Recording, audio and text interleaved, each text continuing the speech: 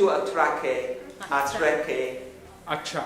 acha, acha, Hey. Hey. hey. Okay. All right. Yesu acha hai. Yesu acha hai. Yesu acha hai. Acha hai humko. Thank you. So we've had Portuguese. We've had Hindi. Okay, let's see which of the other ones next. Igbo. Oh, yes. Let's hear Igbo. Okay. Chuku e dimma. Chuku e dimma. Chuku e dimma. Ah, I like that one. I like that. You know why I like that one. Okay, let's try that one again. Chu edima, chu edima, chu edima, edima, edima. Yeah, I like that one. So we've had Portuguese, we've had Hindi, we've had Igbo. All right. Let's see now. Which are the ones now? Which are the ones? Ah, Abby, you're braving it. You're doing Chinese for us, Abby? Oh no, Romanian. Ah, yes. But I don't want to put you on the spot. Put him on the spot, yes. God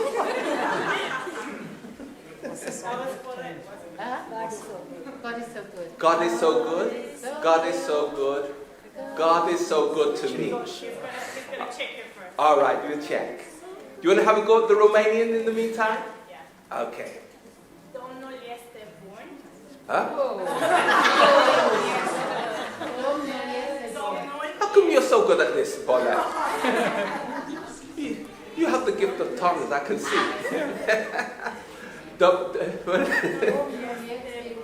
Domnul. You know what? Somebody needs to do this for me, because Domnul este bun pentru mine. And then it's the pentomine for me at the end. So we repeat the first.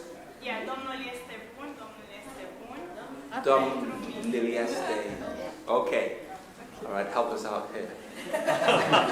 Domnul este bun. Domnul este bun.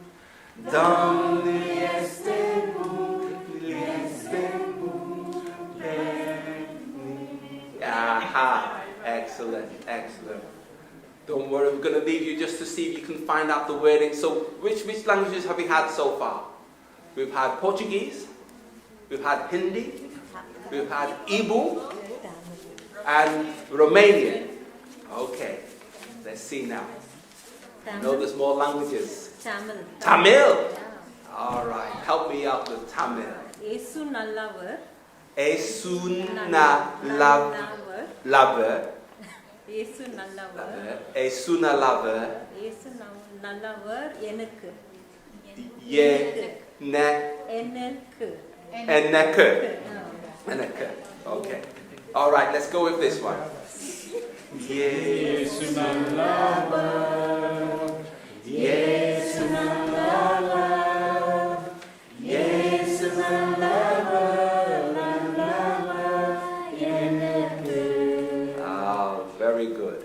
So we've had Portuguese, we've had Hindi, we've had Igbo, we've had Romanian, we've had Tamil. Okay, keep on going. You're not ready yet? You ready? All right. Which is this? Is this Mandarin? Is this Hakka? Is this Mandarin? All right, okay. Let's go with the Mandarin.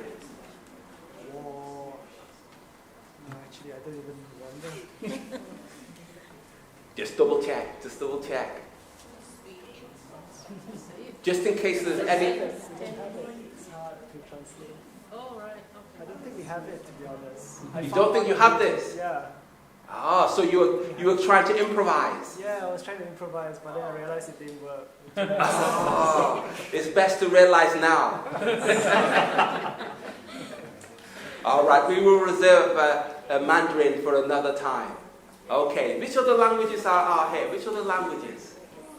I will try to sing it Italian language. Ah, which one is this now? Italian. Italian. Yeah. Ah, I'll try. that is fine. That is fine. Okay, let's go with the Italian. Io mi vuoi bene. Ah. Io mi vuoi bene. Io mi vuoi bene. Mi vuoi bene. Mi vuoi bene. All right. Let's go with that. I like that. So it's Dio me vai bene. Dio me vai bene. Io mi vuoi bene. Mi vuoi bene. Mi vuoi bene. Excellent.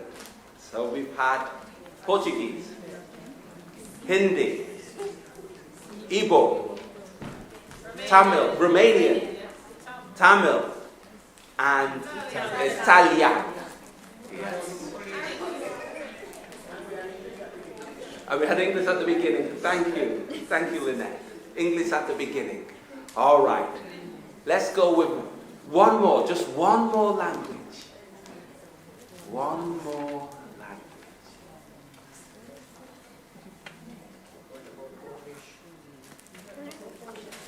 One more. Yes, I could hear people discussing, talking. And the thing is, I know we've got quite a few languages here, but I can understand. Some may be quite shy. But, you know, you're amongst friends here. All right.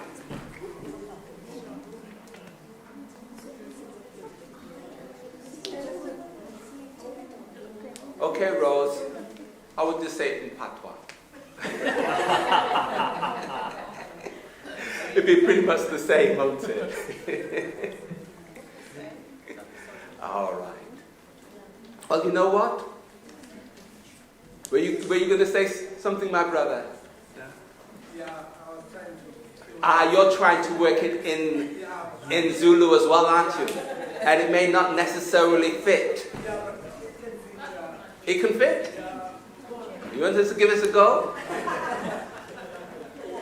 Where's Tim?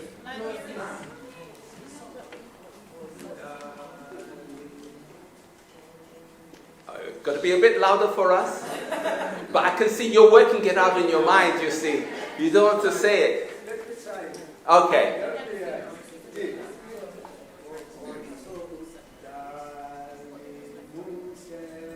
Limuse, da limuse, da limuse, limuse. All right, let's try that one. I like that. Da limuse, da limuse.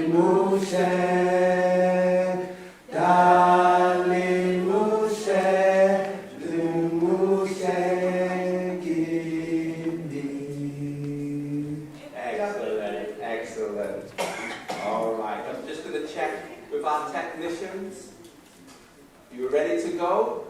All right, and so this is International Day in terms of the afternoon, and God is so good. We are in church connected.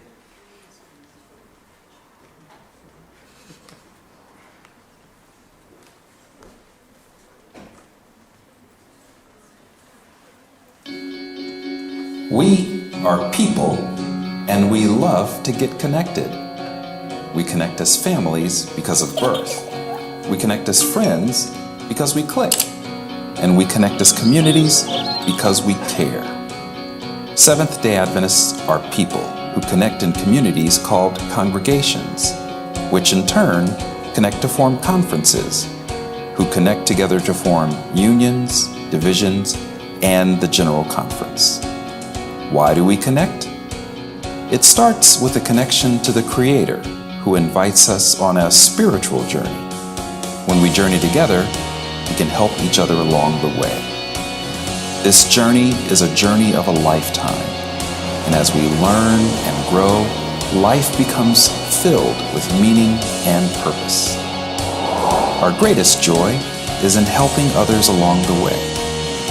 Wherever you are on your journey, we believe that we have something to offer that can make your life more whole.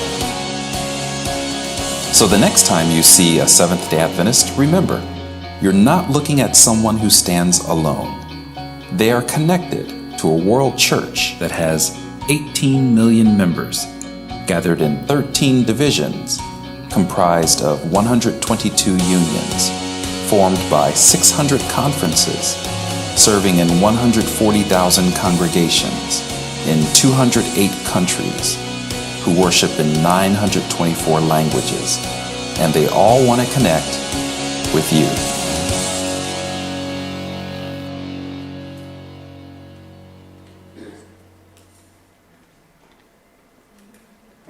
Connected. That's what we are. And you will notice perhaps the age of the clip, because the actual population of the Adventist Church is no longer 18 million. Some of you may have recognized that. It is now, I think, around 21, around about that, a million, since that was done a few years ago. Now, today will be an informative day. We'll be looking at Adventism in selected different countries of the world, but not merely any country, but countries that a number of us have come from and lived in before coming here. And so we will be starting now with Romania, and we will be having a clip of the history of Adventism in Romania. And Romania has quite a large Adventist population in Europe, and we will see that small story now.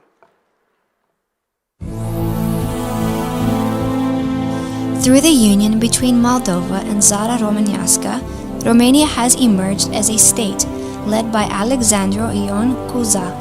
Only 19 years later, it was recognized as an independent country.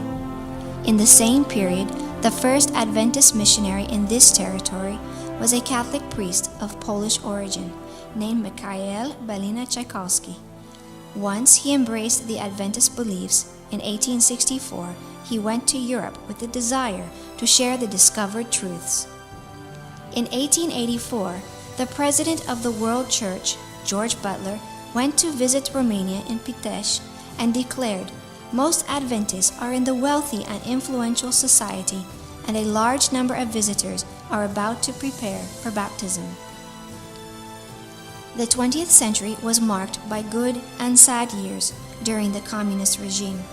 Good years because the number of members grew, and sad because they were marked by the absence of freedom.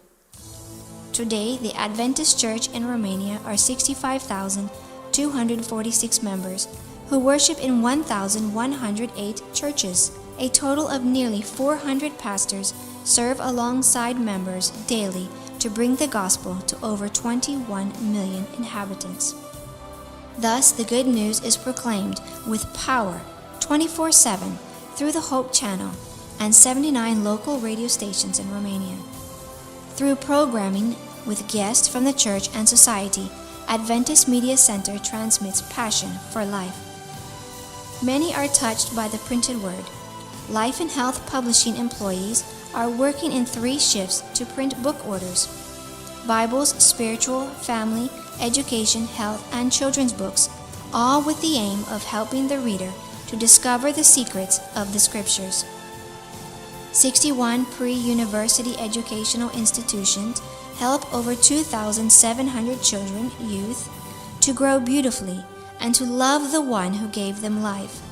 Annually, About 40 graduates from the undergraduate and postgraduate programs are ready to tell everyone through practice and selfless ministry that God is good and they have a plan.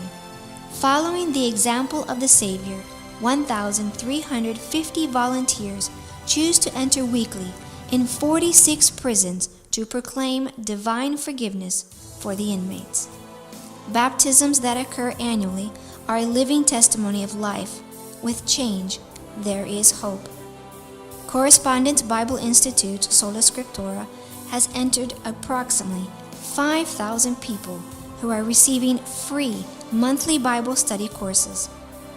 ADRA Romania relieve the daily sufferings of hundreds and thousands of our fellow men. In a changing society, a hot meal, shelter, wiping a tear, or giving wise advice makes all the difference between life and death. One of the existing centers of influence in Romania is a tea room named Respiro, which offers young people opportunities and concrete assistance in making the best decisions for life. Through permanent or temporary actions, canvassing, public evangelism, or meetings from house to house by pastors and preachers' children, the Adventist Church in Romania is waiting and hastening the Advent day.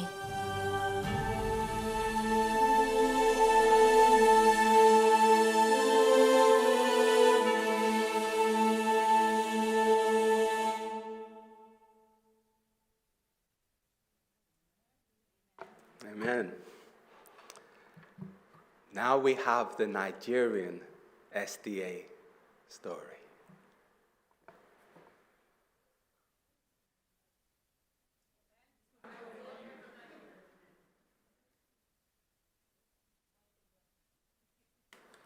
All right. Happy Sabbath. I'm going to give a brief history of how the Seventh-day Adventist Church began in Nigeria. And this history, I'm not going to just dive into. I'm going to start with the country itself. So I'll have a lot of questions that people ask me, and I hope after today I won't be asked those questions again, so that people can actually get to know where I come from, how Christianity started, and eventually Adventism. So this picture is coming from Lagos, and everybody, are you from Lagos? I'm not from Lagos. So that is Nigeria. Lagos, obviously you can see Lagos on the west. I'm not from there. The capital city is Abuja, which is towards the middle of the country. Towards the south, there are two cities there. One is Port Harcourt, where I reside, where my family stays at the moment. That's not my hometown. My hometown is Aba, which is not far away from there, the yellow door there. So the land, in case next time when I'm explaining, you got a brief picture of where I am from, where I'm living, and where Lagos is. Lagos is a bit far, and where Abuja is a bit north. So the population about 206 million people. That is the census from the UN 2019, and it's not a huge ratio between the male and female. Male make up 51% of the population, 49% is female. Adventism, well, in summary, we'll see how we started, about 272,000 Seventh-day Adventists. It's now, in comparison with the population, it's just 0.1 of the population. The landmass, obviously, is quite a huge country. Another information you need to know, it's the most populous city in Africa, more than 250 ethnic groups. So when Abby is telling me speak Nigerian, I can't speak Nigerian. I can only speak one out of more than 400 languages. So I am from Igbo, which makes up 18% of the population. The Hausas and Fulanis are towards the north of the country, the Yoruba towards the south, towards the west, the Igbos a bit towards the east, and you have some some smaller number of people who make up other tribes. I wouldn't list all of them, got a lot of them. All right. How did Christianity get to Nigeria in the first place, because Nigeria used to be a very pagan environment, with their idols. I grew up seeing most of the shrines, offer sacrifice to the gods. So before the Christianity came in the 15th century, we had the Portuguese come doing the trade, slave trade mostly, taking slaves to Brazil. And it's not just Africa, it's not just Nigeria, West Africa, in fact, the whole of Africa. First people who came mostly were the Portuguese, and they're mostly Catholics. But they really didn't do any evangelism at that point. It was more for exploration and, seeking out this place and trying to make trade and trying to, get some slaves for their farms. By the 17th century, they left, and that is when the British came over. And with the British, came the Anglicans, Methodists, Baptists, and they started over from here, not here, not of Africa, going towards Europe. So they came from here. That is the Senegal, Gambia, that is Sierra Leone, which is quite important because probably you must have heard the name Freetown in Sierra Leone. That was where the freed slaves first came in. In 19th century, most of them returned from Brazil to Benin and also to Nigeria with the Catholic faith from South America. By 1861, by the way, Lagos, which was here, they had the Portuguese influence. They were the one who named the city Lagos. There's a Lagos city in Portugal, just a coastal city. But by the time they left, the British came, colonized the area, and were doing trade. And then you have more of the evangelical spirit building from Europe and also from America, the New World, and a lot of missionary favor was found in there. They had a lot of religious societies, people going out of Africa and other lands. And then, so many societies were formed, like the CMS, which, I was taught when I was growing up, when they formed it in 1821. So by, as the slaves which were freed came into Sierra Leone, they migrated all the way to Benin. As Benin, that's Togo, that's Ghana, that's Cote d'Ivoire, Ivory Coast. So they started all the way there, bringing Christianity before it came to my country, Nigeria, from Sierra Leone between, after the 1840s. By 1914, now we're in the 20th century, Nigeria was formed by the British by bringing together every tribe that they had been doing business with. So they divided, here was the Arabs came in from the land, so here was a Muslim territory, and the Christians were coming from this part of the country. And so it was there that in the same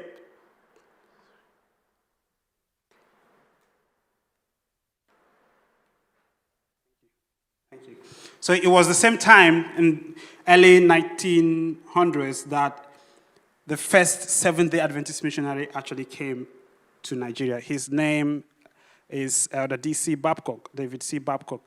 He was from U.S., but he began his ministry in the States, and towards the 1900s, he was appointed the director of the British Guiana Mission, and by 1905, he was sent to take charge of the mission in West Africa, not Nigeria, just West Africa as a whole. So he was running the station from Sierra Leone, which is also, like you saw earlier, and that's the first place the Christians came in, and there's a lot of Christians already there, when they just followed the path that had been followed by the previous Christian missionaries.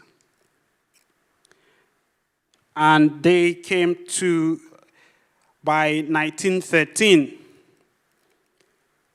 he was in charge, and he divided the West African mission into 3 fields so that he can actually be effective in his ministry. So that was Nigeria, Ghana at that point were called the Gold Coast, and also Sierra Leone and Liberia. So these are the three missions that were formed in 1913.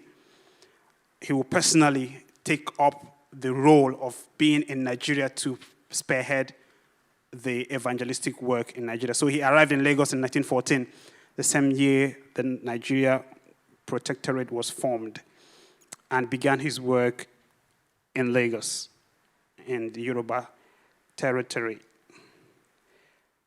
So, as a sign of prestige, locals will want to host the white men to show kind of a sign of, I got connection as well. You know, like you can show, if you're a chief and you're hosting a white man, you get some respect from hosting it. So he was hosted by one of the chiefs, the chiefs of the village, Erumu village in Oyo State, which is also in the western part, not far away from Lagos, on here.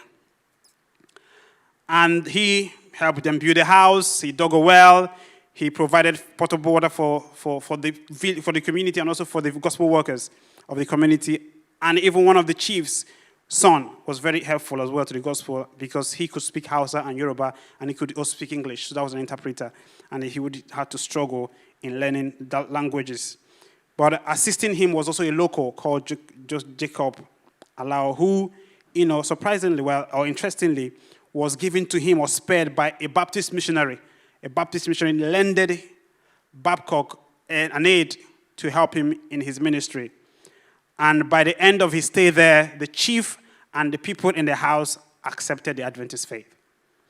And from there, they launched out, reaching some adults in the community, but then it wasn't easy. So what they did was to start a school, primary school. So they teach the children, and their children go home with the message and reach their parents. This is the same thing that the previous missionaries did. They built schools, and they taught kids the gospel. And the kids grew up with it, and then they take it to their parents. That happened in 1918 when he put the school up. And he would leave there afterwards, to continue ministry. But he was ill as well at that point. But now someone else came to assist. The GC sent someone else, W.G. Thiel from England, who arrived in 1923. He was mostly venturing towards the north, but it wasn't easy because the Arabic influence was really heavy there, and there was a lot of Muslims in that area. But he tried as well, but didn't, stay for a long time before leaving back to the UK. After that, we have so many other successors. Due to ill health, he passed away. He had to go back to his country, and other ministers from England and from Northern Ireland came to carry on the work which Babcock has started. And by then, they trained a local to become a pastor as well. And by 1922, became the first local shepherd in one of the states. And they started to evangelize mostly the western part of Nigeria. Meanwhile, while they were doing that, there was also an activity going on towards the east. That is my state over there. That is River State, where my family is at the moment. But there was already a missionary here, a local, who had been in Sierra Leone, who had been a missionary there. He was already here in the 1920s working. But then the efforts came from there to join him in what he was doing. And also, at the same time, Pastor and Mrs. Clifford also made their way to...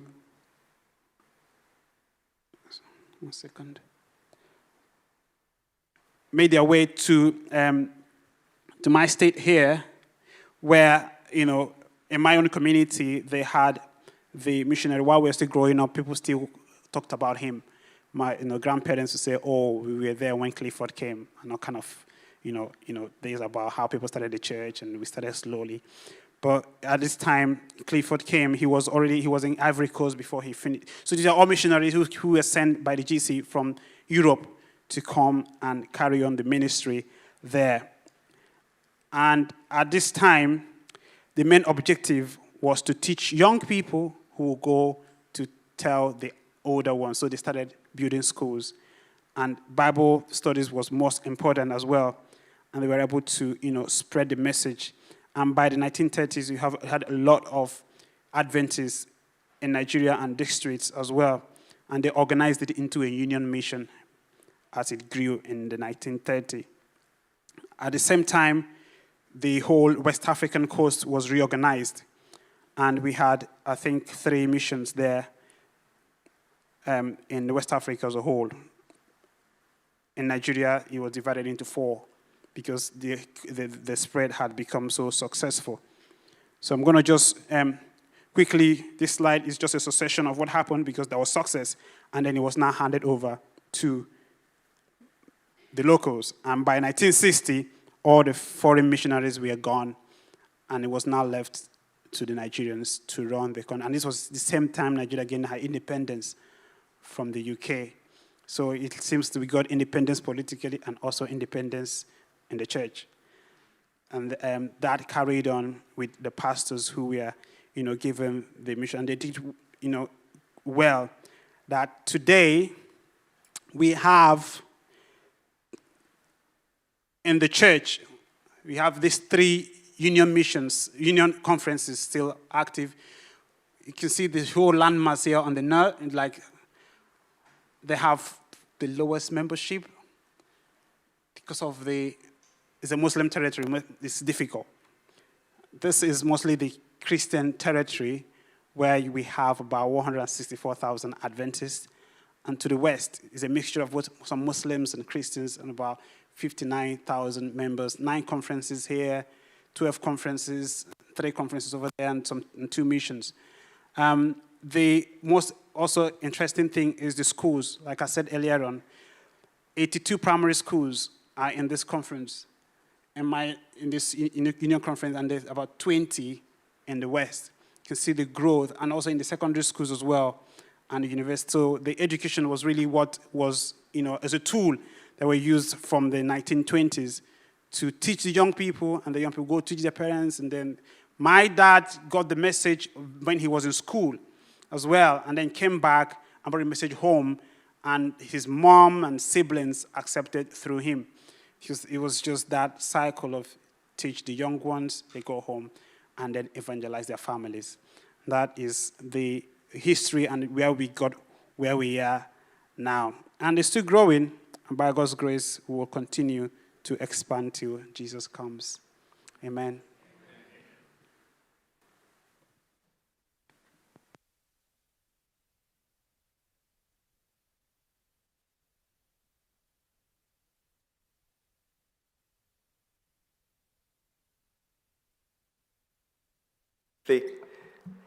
And actually having the picture of Nigeria and the actual markings and the points on the different parts of Nigeria and where the actual thrust of Christianity came, all of that helped picture it, because I just didn't know that, and I think it's new to most of you as well in terms of that. So thank you so much, Timothy, for sharing that with us in terms of Christianity and Adventism entering in to Nigeria. Now we will have a clip. This is a home church made clip, but not by us. This is in Jamaica, and it's just I think a 1-2 minute clip. And then Sister Lynette, she has done some research, and she will be sharing that about 15 minutes. She will share that with us, and on Jamaica. Should I repeat that again? On Jamaica. Thank you. All right, we'll show the clip now. Jamaican SDA story. In 1889, James Palmer discovered the Advent message from a book given to him by his father. Eager to learn more, Palmer wrote to the International Tract Society and later received a batch of tracts, which he began distributing throughout Kingston, Jamaica.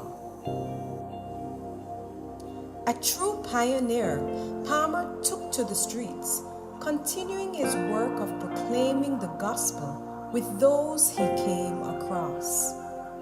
Palmer spoke of the love of Christ and pointed to the promises found in his word. He was sure to say a prayer and always left a tract behind, confident that the Holy Spirit would finish the work. With each encounter, Palmer reasoned at length, shedding light on commonly held beliefs to bring new understanding. He's the one who saves. And so, we are here to just share with you. Margaret Harrison, a social worker at the Kingston Public Hospital, learnt of the Sabbath from reading one of Palmer's tracts and decided to join the small worship sessions in his home. Together with those he had converted along the way, the group became the first company of Sabbath keepers in Jamaica. Margaret's request to the General Conference led to public evangelistic meetings to transform lives. From this effort, the first Seventh-day Adventist church known as North Street was born on March 2nd, 1894. As North Street approaches its 125th year, we invite you to stand with us as we celebrate the birth of Adventism in Jamaica and rejoice in the fruits of our labor.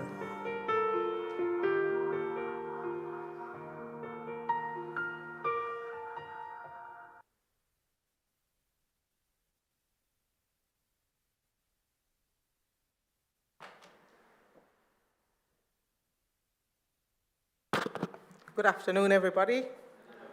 I hope you did enjoy your lunch and you're going to stay awake for this presentation. Thank you very much. Yes, it's true. William Palmer was the first Sabbath-keeping person in Jamaica, and both him and Margaret Harrison were the first Adventist pioneers in Jamaica. But the origin of Adventism in Jamaica predates 1890, and as I read this, you will find that it did. It says, while some see this as the beginning of Adventism, that tract that you just said, Adventism arrival in Jamaica actually predates this. They said, though convinced about Sabbath keeping, Margaret Harrison did not embrace it immediately after she received the tract from Mr. Palmer. The packet of tracts contained a note inviting the recipient to correspond with Mistress S.L. Strong of the International Tract Society. She took the offer and wrote to Mrs. Strong, who sent her more literature. An ongoing correspondence developed between them. Shortly after, 3 women from St. George's Anglican Church approved Mrs. Harrison's questioning the legitimacy of Sunday worship. Expressing her own discomfort on the matter, she shared the tract she had just read. They also were convinced but hesitated to make the final move. One Sunday, as they recited the commandments and sung, Lord, have mercy on us and incline our hearts to keep thy law, they became persuaded that the words also applied to the seventh-day Sabbath and decided to begin keeping the Sabbath. In September 1891, Mistress Harrison wrote to Mistress Strong outlining her plan to begin keeping the Sabbath on September 12, 1891. At the time, a Sabbath-keeping group met at Mr. Palmer's home on Prince Albert Street in Almontown. Some say it was 5 or 6 people, while others say 4 or 5 families. The evidence supports 6 people in 1892. L.G. Chadwick, president of the International Tract Society, visited Jamaica to evaluate its growth. His visit is attributable to the constant flow of correspondence between Palmer and the International Tract Society and to developing interest in the field. In at least 2 letters to Palmer, Strong mentioned the impending visit of Chadwick to Kingston. Following his visit, Chadwick reported a group of 6 people worshiping at Palmer's house. After a 7-day tour in which he preached many sermons, Chadwick returned and made recommendations to the Foreign Mission Board based on the potential he saw. He reasoned that Jamaica was a place where certain ones of our laborers could doubtless do more effective work than in northern climates. The board voted immediately, send J.A. Patterson to Jamaica to introduce the canvassing work and to allocate $700 to send A.J. Aizmer and his wife to Jamaica. Patterson, the first African-American to be sent as a missionary, arrived in Jamaica July 1892. It seems he got frustrated and advised that a white colporteur would be more effective. He went to Haiti, and B.B. Newman, a white man, replaced him. As the number of Sabbath keepers grew, correspondence between the Tract Society and both Palmer and Harrison increased in at least one piece of correspondence. Mrs. Strong referenced Palmer's request for help regarding the canvassing work and his desire for a minister, which you so much desire and which I believe you ought to have. In January 1893, Margaret Harrison decided to visit Battle Creek, Michigan. Some say she was ill and needed treatment at Battle Creek Sanitarium. Woods wrote about her desire to attend that year's General Conference session and noted how God opened a path for her. Aizma confirms this notion, stating, "Myself and family, accompanied by Sister Harrison of Kingston, who had been to America to attend the General Conference, left Battle Creek May 19. Perhaps both could be correct. While attending the General Conference session, it indicates she made a passionate appeal on behalf of the worker in Jamaica. She specifically requested work in Jamaica. Sister Harrison expresses his hope for her recovery. Nevertheless, Mrs. Harrison was baptized while visiting Battle Creek and thus became the first Jamaican Seventh-day Adventist in Jamaica, who had been assigned by the missions board to go to the West Indies to be sent to Jamaica to labor. The Sabbath school offering December 1892 had already been allocated to the West Indies. Now a portion was assigned for their support. Aizma and his family went to Jamaica on May 19, 1893, and he arrived on May 26 and set to work the very next day. F.I. Richardson reported that Aizma baptized 8 people, including his son. As the number of attendees grew, Palmer's house became too small. They moved worship to Mistress Harrison's house at 1 Law Street until they outgrew it and rented premises at I Holborn Street. The next 9 months' work appears to have been particularly difficult and perhaps even frustrating. Aizma worked in Kingston but also traveled elsewhere, including Falmouth and Montego Bay, where he reported good interest. In February 1894, Mistress Aizma described progress to the Adventist Review and Sabbath Herald. She told of her work in Port Antonio, which is where I'm from, where a Baptist minister and his entire congregation were studying to become Seventh-day Adventists. Yet those 9 months seemed to have produced only 3 more baptisms. A turn came in the 10th month when Aizma held meetings in Kingston, culminating on March 5, 1894. On March 2, he baptized 20 people, which brought the total membership to 37, including some transfers from the United States. That very day, they organized a church in North Street in Kingston. While this is unquestionably the first organized church, it appears that Palmer's group was not the first group on the island to practice Sabbath keeping. This is oral evidence of Sabbath keeping. Some 13 years prior to Palmer's recipient of the tract on Kingston Wharf, Nola McIntosh of the Sheffield SDA Church in Westmoreland reported that her great-grandfather, Daniel Barnes, knew a gentleman in Sheffield who kept the Sabbath in 1876. McIntosh's grandmother told her about her great-great-grandfather who gave Mr. Grayson 5 acres of land as payment for caregiving in his old age. One Friday, when Mr. Grayson bought Mr. Barnes' rations, there was twice as much. When Mr. Barnes inquired why, Grayson said he was now keeping the Sabbath and would not be cooking on Saturdays. So he brought enough for 2 days. Oral tradition links the Sheffield Church to this beginning with Mr. Grayson. It is unknown whether Mr. Barnes accepted Adventism, but his great-great-granddaughter did. Reports indicate that in the 1880s, a citizen from Southfield took a tract he picked up in Kingston to his district, which influenced the start of a church there. There was a wharf in Lowsea, Hanover, the parish adjoining Westmoreland, and since tracts were shipped to Jamaica, some may have been left at the wharf and were received by Mr. Grayson. Further, given the population of Jamaica was 631,000 in 1890, and given that vehicular transportation, telegrams, telephone, and paid communications were non-existent, it is not surprising that what was occurring across the entire island was unknown. Mr. Strong in Battle Creek informed a young believer, C.R.O. Rowland, who had moved from St. Kitts to Kingston, that there were believers in Kingston worshiping on the Sabbath. She got him in touch with Brother Palmer. Matthew Robertson, who returned to Kingston after some conversion in Sierra Leone, took some time to learn of the church in Kingston. Initially, to keep the Sabbath, he attended the Jewish synagogue, so it's conceivable that Asma was unaware of these activities. What we can definitely say is that the International Tract Society's effort to share the gospel was having positive results. On March 7, 1895, it voted to recommend Mr. F.I. Richardson be sent to Jamaica in response to Asma's plea for help. The General Conference Bulletin of April 1, 1895 states the recommendation.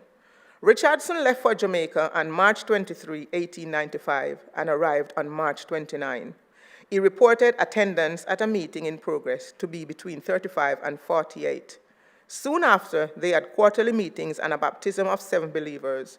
He reported a total membership of 81 on the island, with 30 more keeping the Sabbath. Prior to this baptism, Loughborough reported a membership of 75. He attributes the success and growth of the work to canvassing ministry, noting sales of $8,200 of health-related material and a total of $15,854 of books. He saw that as an opening avenue for ministerial labor in all parts of the island. As the church in Jamaica grew and expanded, on July 1695, the Foreign Mission Board recommended that W.W. Eastman join the workforce. He arrived there early 1896, and by then, the number of Sabbath keepers had grown to 110.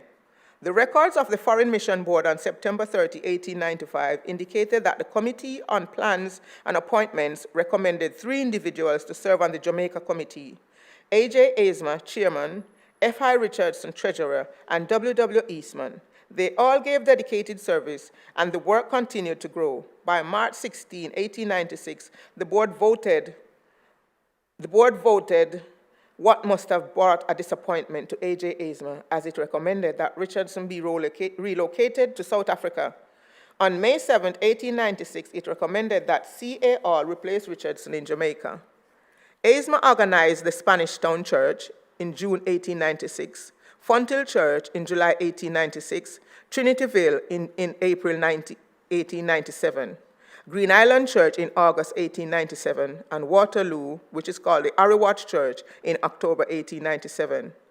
By 1896, membership had already rose to 300. After attending the General Council meeting in Kingston from November 9 to 15, 1897, Alan Moon reported that Jamaica had 13 organized churches with a membership of 384.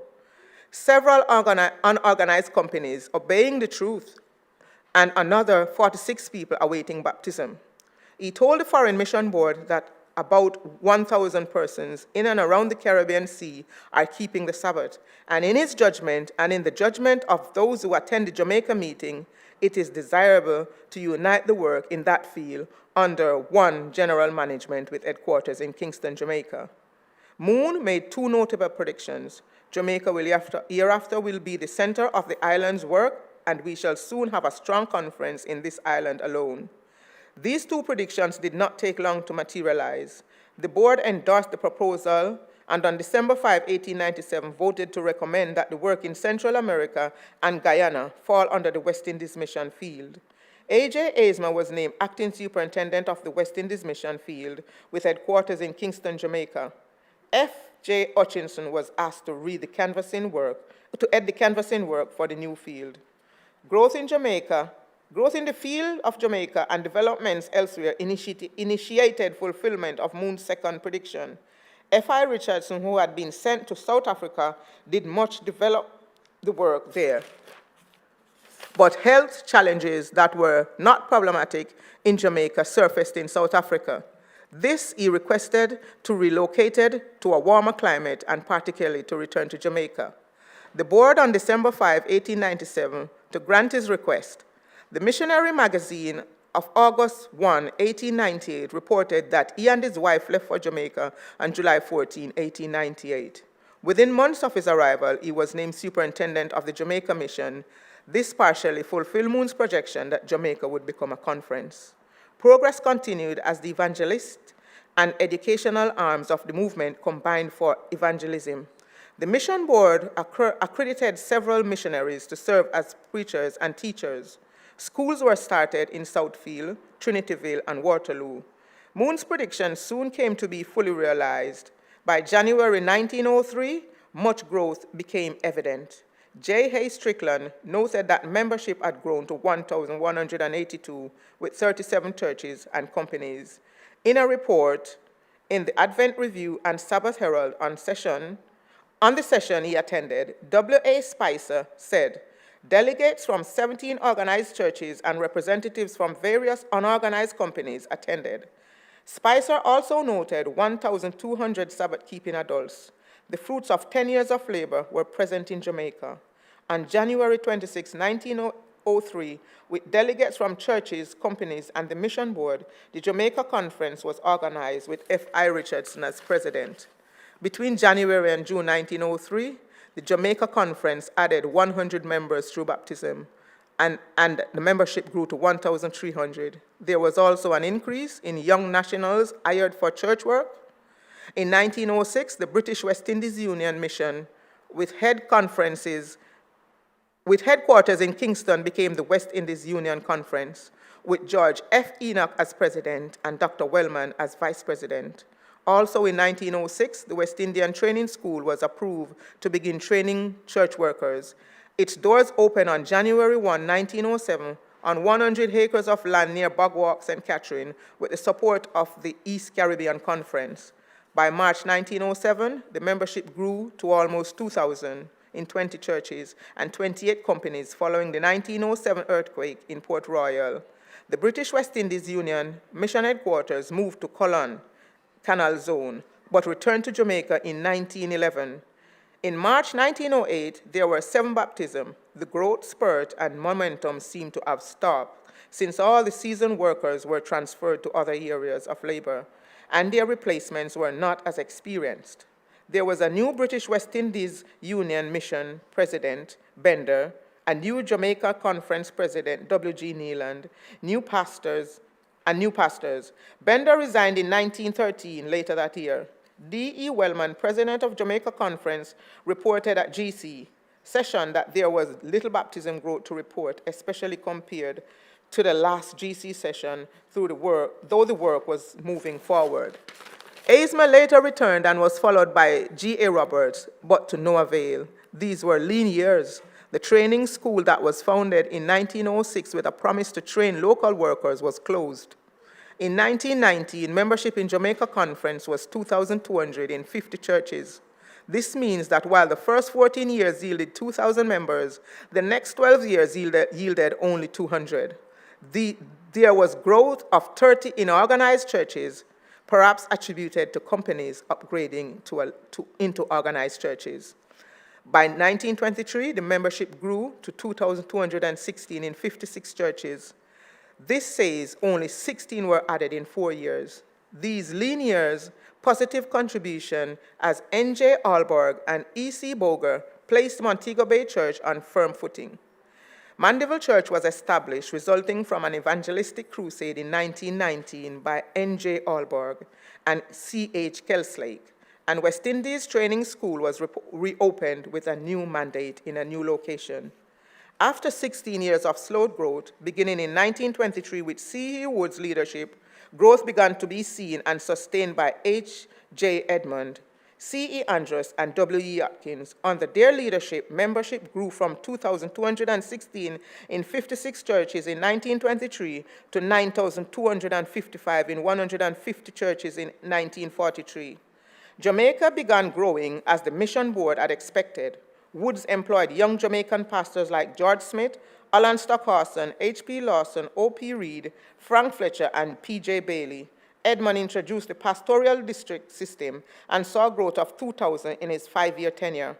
Andros and Alkins hired graduates of West Indies Training College who brought new insights like W.S. Nation, E.E. Parchment, A.R. Egg, A.D. Lang, H. Nemhard, and H.S. Walters. Let me just finish this, please. The introduction of universal adult suffrage in 1942 and Jamaica's independence 1962 represents periods of growth for Adventism in Jamaica. In the 1970s communism scare, when the Prime Minister of Jamaica held close ties with Cuba, was during that time that the period of growth and the membership of 100,000 was attained. Adventism in Jamaica, as of June 2018, had a membership of 310,762 from 698 churches. And at present, the statistics from June 30, 2020, from the same 698 churches, 324,774 membership in an overall population in Jamaica of 2,809,000. And this does not include all the newly baptized members from the West Jamaica Conference online evangelistic campaign since the COVID-19 lockdown has started. And in my home church, there was a member baptized 3 weeks while I was there on my holiday, somebody who I had been giving Bible study while I was there last year, and still continued it online while I was there this year. And when I went to Jamaica, I invited her to church, she came. She took the altar call that day and was baptized 2 weeks later. So she's also added to that number as well. Amen. Lynette, just read the last part again, just this part. This one? one? Part, yeah, just so what's the current membership there? They haven't done it for this year yet. This is for 2020. As of June 30, 2020, we've from 698 churches, we've got a membership of 324,774 membership in an overall population of 2,809,000 people. Wow. Amen. Amen. Sister Lynette, I want to thank you. You have done your research. Thorough. I know that maybe 45 minutes may have been needed. I will finish it all in 5 minutes more. 5 minutes more. Don't worry. We gained a lot, Sister Lynette. And a lot of work was done there. And I think they say that Jamaica is one of the, per capita, is Jamaica, I think, the most densely populated Seventh-day Adventists. If you take it per capita, because you're looking at 320-something thousand. And what's the population of Jamaica? 2 million. Amen. Yes, that is up there as well. So there's a lot as well. But thank you so much. We may do a part 2 when we do International Day again. Yes? All right. And so we're going to have a little break. We will be having some lovely music, and the language will be, is it Tamil? Tamil. So please lend your ear as we are blessed in music by the Tamil group. All right. And thank you again, Sister Lynette.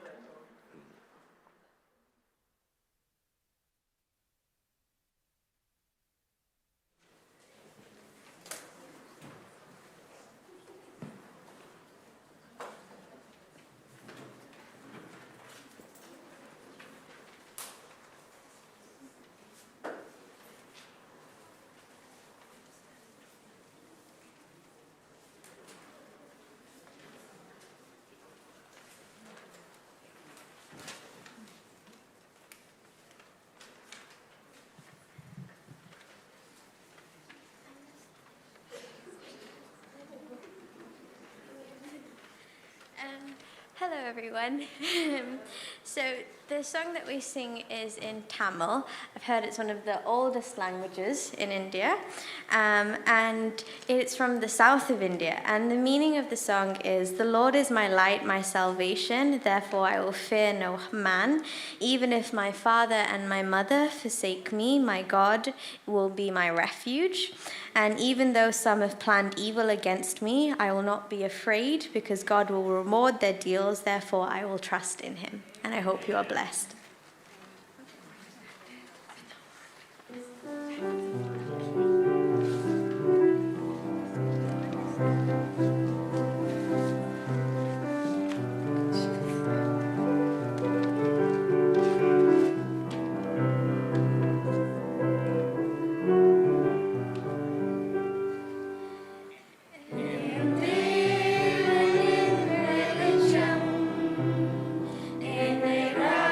Papa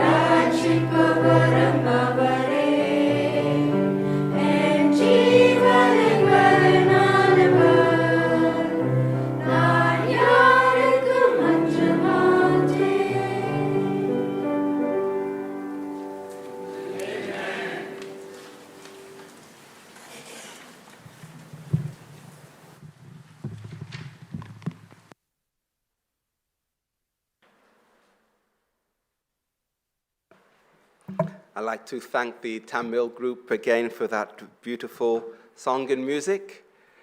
And now we will have, which countries have we had and islands have we had represented so far? Just help my memory. Romania? Nigeria? Jamaica? And now we have Brazil.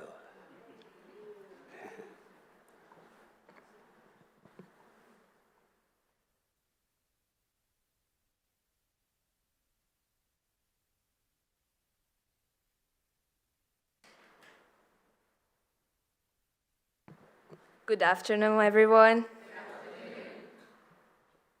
We were invited to talk about the Adventism in Brazil. And Brazil, here we have the South America map, and now the Brazil, as you can see, is the yellow one. Brazil belongs to the South America division. Brazil has got 8 unions. Brazil has got more than 1.7 million members. Brazil has got around 9.7 churches. Brazil had around 1,000. Brazil has got around 9.7 thousand churches. Brazil had around 109,000 Baptists and profession of faith in 2020. The church also has got 1 publication center, 1 food company, more than 500 schools and universities, around 225,000 students, 5 hospitals, 2 health clinics, 2 health centers, 1 Hope Channel in Portuguese, 1 Hope Channel in Spanish to other countries in South America, 1 Hope Channel radio, 1 Hope Channel recorded, 1 Adra boat, but it wasn't like this in the beginning. How everything started. More than 160 years ago, people in Germany were having struggles on their political and social areas. So, approximately 250,000 Germans moved to Brazil. Some moved to a city called Brusque.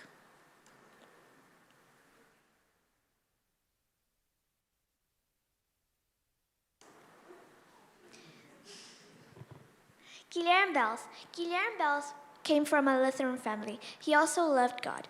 Guilherme Bells, as many other farmers that lived in Gaspar Alto, had to go 18 kilometers to the only grocery store in Brusque, Davis Hort. In 1884, a package arrived at Davis Hort. It was to Carlos Draft from the USA. They were questioning themselves, how did this come here? Because Carlos hadn't requested any package. And he didn't want to open it because he thought he would have to pay for the seal, but the seal was already paid. And the seal was from Battle Creek, Michigan. Inside, there were 10 copies of the Adventist Review in German, the Herald of Truth. That package came there because Carlos had a stepson, and that stepson was involved in a crime. He ran away to Germany, and he met in the way 2 missionaries, and they asked if he knew someone in Brazil. Then he wrote down his stepfather's address. Carlos Draft distributed the magazines he received. People were very interested in the content, but Carlos refused to order more. A Polish teacher knew that it was difficult to find some reading, so he started ordering some magazines for the village. But a few weeks, he stopped ordering as well.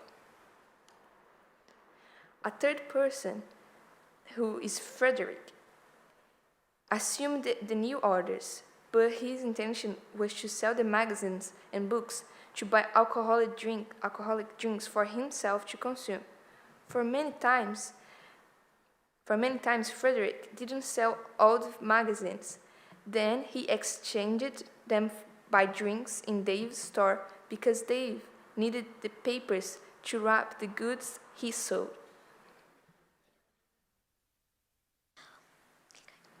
One day, when Guilherme Bells came to the store to buy the goods, the message found someone available to do God's will. He bought some items in the store, but he didn't know that he was carrying much more than he could have bought with his own money, because some of the wrapping had a message that would transform his life. When Guilherme Bells arrived at his home, he started unwrapping the things he bought. He noticed a religious text in German language. He opened his Bible and compared both. After comparing them, he went to his brother's house, Carl, and there he saw some of the books that his brother brought from Frederick. Guilherme became interested in one of the books and borrowed it from his brother.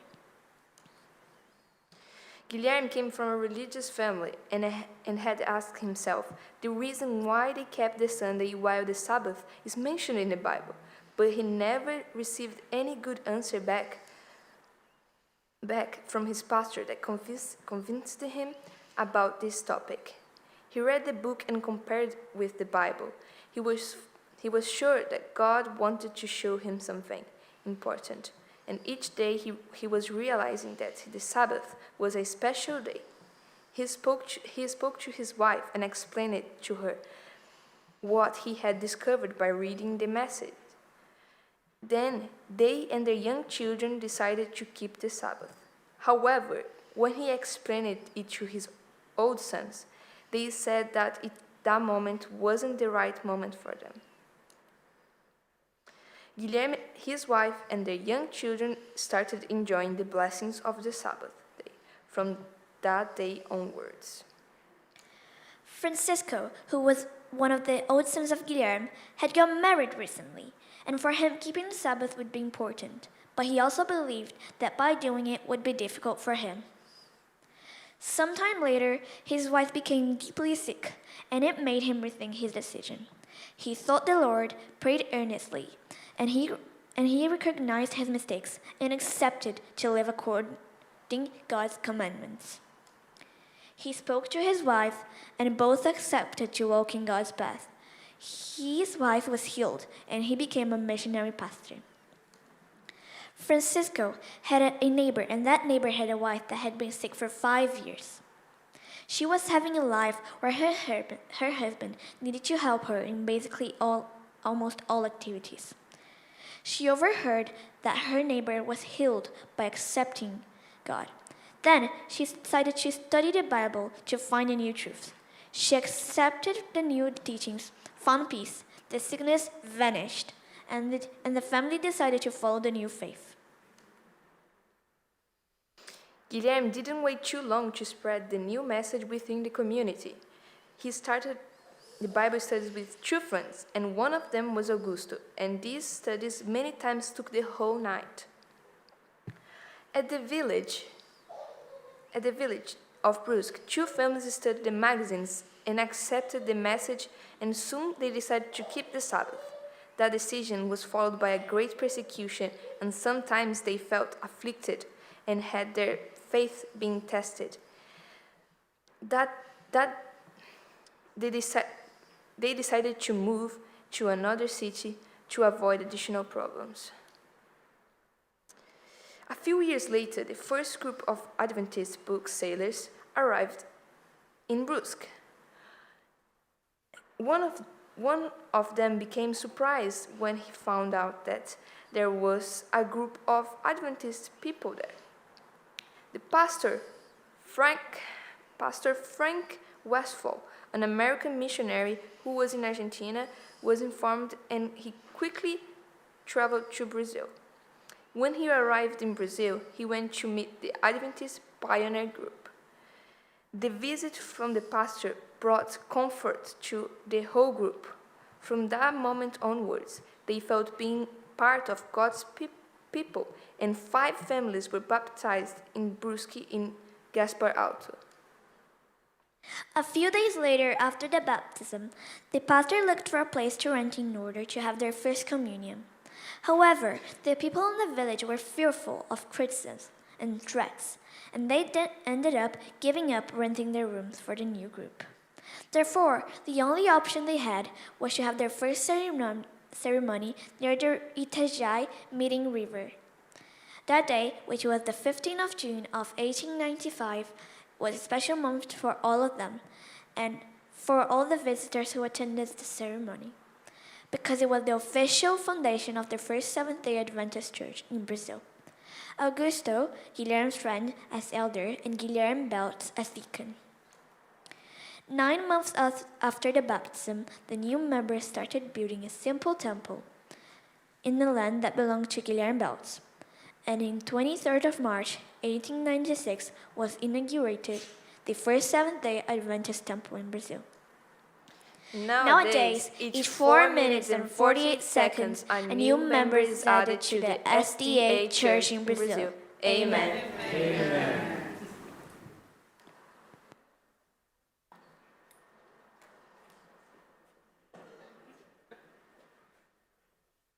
Amen, church. I love the illustrations. Did they do this?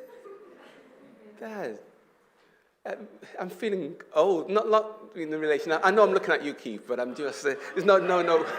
I'm owning this. I'm owning this. You know, and I'm just thinking, how did they do that? You know, it's incredible. So yes, thank you so much. And it just shows that all of the presentations have put so much work into actually helping us to understand just a little bit more about how Adventism started up in these countries. Now at this time, we're just going to have a prayer session, and I'm conscious that some of you may feel more comfortable praying together, others may prefer to pray in your individual bubbles. That's fine. But what I want us to do as we comfortably pray in our groups is that to recognize that a number of the countries here, all of them have their challenges, all including here, of course, in the UK. But I'm thinking of in Nigeria, they have the challenge with a number of them are threatened, and I know Brother Timothy can understand, probably clarify on that. It's not necessarily safe in certain parts of Nigeria to actually express that you are a Christian, especially, I believe, in the northern part. I believe also parts in India, it's a similar thing as well. And then, of course, we have the ongoing news within Afghanistan, really where our Christian brothers and sisters, while we are praying for all those who are concerned and afraid for their lives, I want us also just to remember those who are in the environment where persecution is very real, and to pray for our brothers and our sisters at this time. Now, there may be a number of other countries that you are aware of where our Christian brothers and sisters are experiencing persecution, but because especially it's International Day, we need to think globally, not just of ourselves, and to be able to reach out in prayer to our brothers and sisters so that the gospel can be preached to all the world in spite of what they're going through. So I'm just going to allow, if we can have 5 minutes, and just to form into groups that you are comfortable, whether it's two, even whether it's alone, but to actually come together and to remember Nigeria is one, India is another, Afghanistan, and there'll be others that come to your mind where Christianity, to spread the gospel, can be a matter of life and death. And we want to just uplift our prayers for those at this time. So let us just spend a bit of time in prayer, kneeling in prayer, as we remember our brothers and sisters. Let's do that.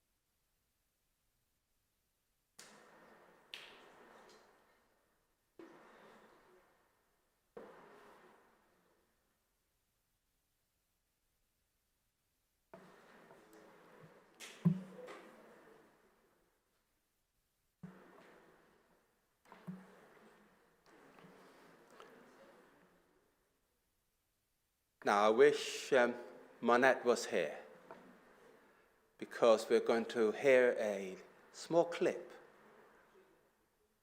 of Barbados. She's in the kitchen. Oh, maybe they might be able to see the monitor. But a small clip of Bayesian SDA story.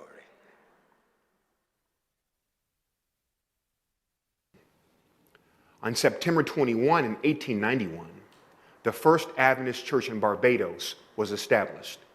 The Adventist message arrived on this island in the Southern Caribbean the same way it had in so many other nations across the globe, by literature.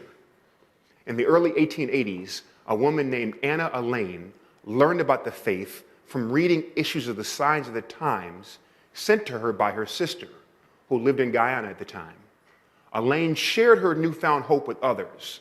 Later, Joseph Brathwaite, an intrepid lay evangelist, organized a group of believers on the island despite being jailed for witnessing, like Eko Araki. In November 1890, Dexter Ball, the first Adventist minister, arrived in Barbados. The next year, he held evangelistic meetings in the capital, Bridgetown, and from this and the previous efforts, the Bridgetown Seventh-day Adventist Church was founded.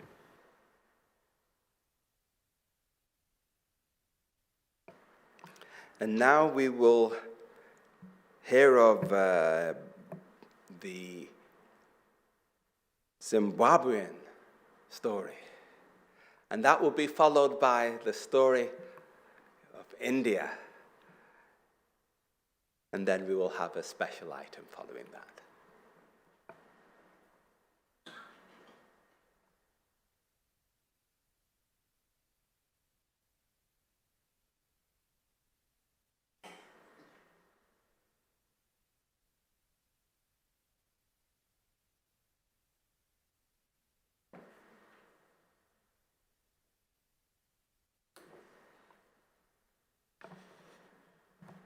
Good afternoon.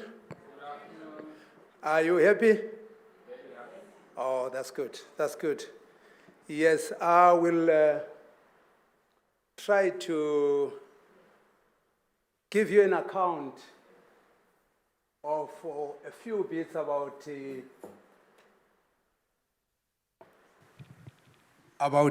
Zimbabwe.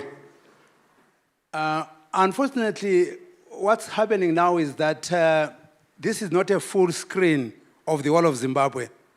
Some that know Zimbabwe, especially Brother Nyoni and sister, she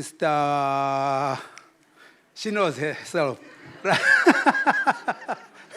Daisy, right.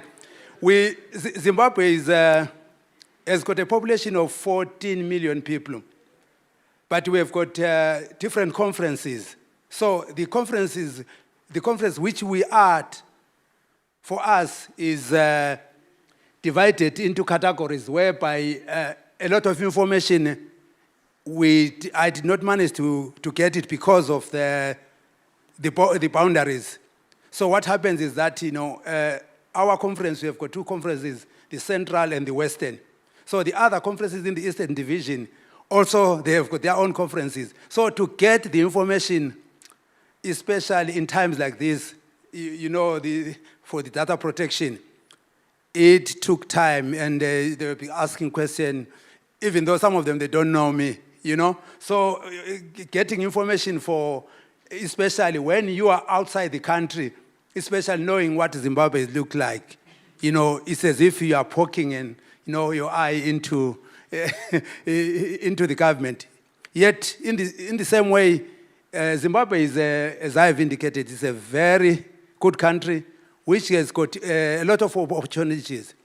Christian-wise, it's so centered, especially both in the rural areas and in the urban areas where evangelism is going on nicely.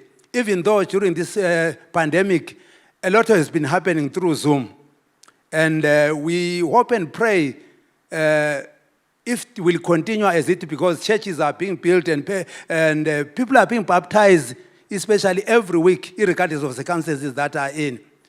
So now I will just point out a few here. You will see from the right, on my left-hand side, those are pioneers, you know. There is there, which is written, Missionary Harry, that was in the Somapula area, in the Kwero area, in the central.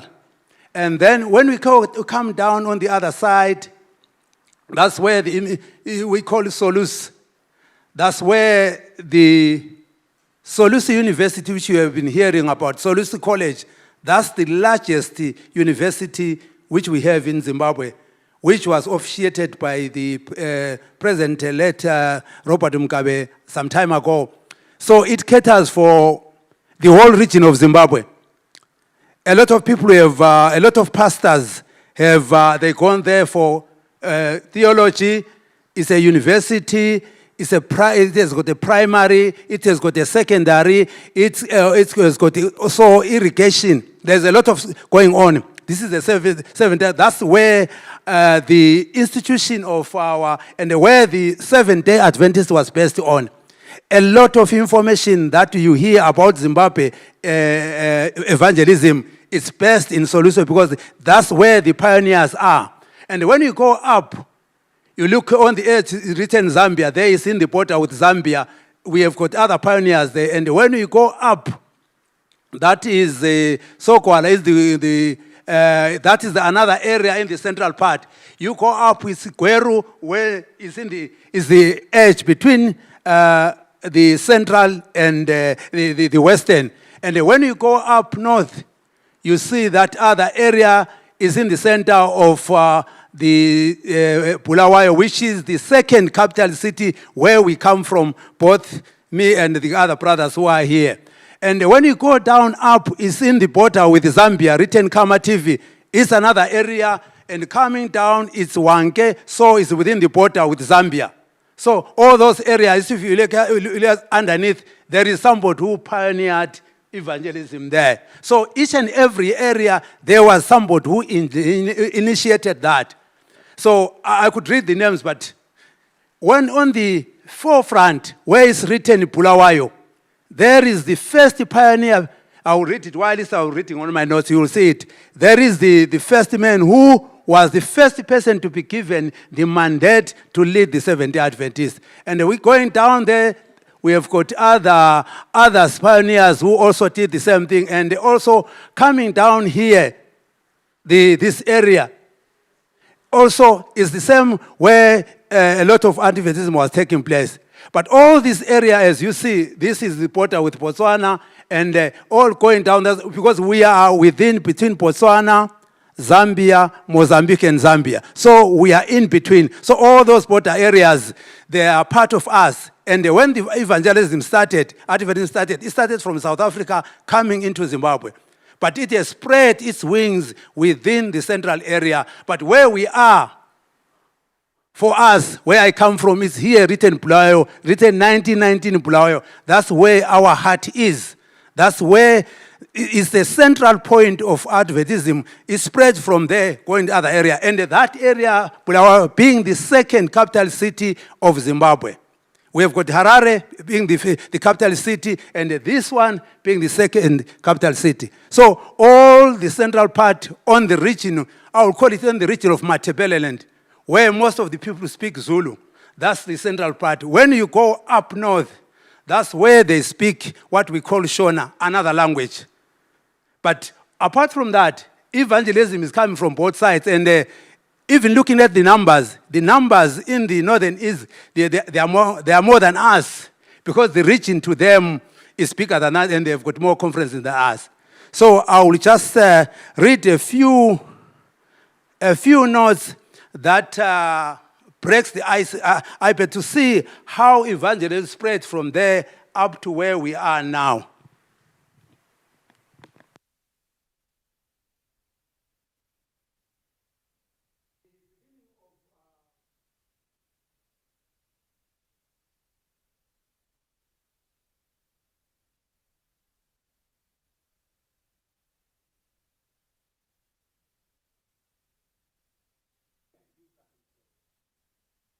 Right. I will just read in a nutshell where it started after just giving a nutshell of the explanation. It says, the beginning of Adventism Church in Zimbabwe was largely influenced by Adventism in South Africa. The leading characters in South Africa included William Hunt, who had learned of the message from John Labro in America and then took the gospel to South Africa. In the 1870s, Hunt arrived in South Africa and later shared his newfound faith with his friends J.C. Wilson, Pierre Wilson, and George Van Drenten. In 1887, a man named A.D. Robinson led a party of evangelists who included his wife, C.L. Bolt, and his wife, two carpenters, George W. Bally, R.S. Anthony, and Miss Carrie Mays, who had a Bible instructor. They arrived in Cape Town from the General Conference, the headquarters of the Seventh-day Adventist Church in America.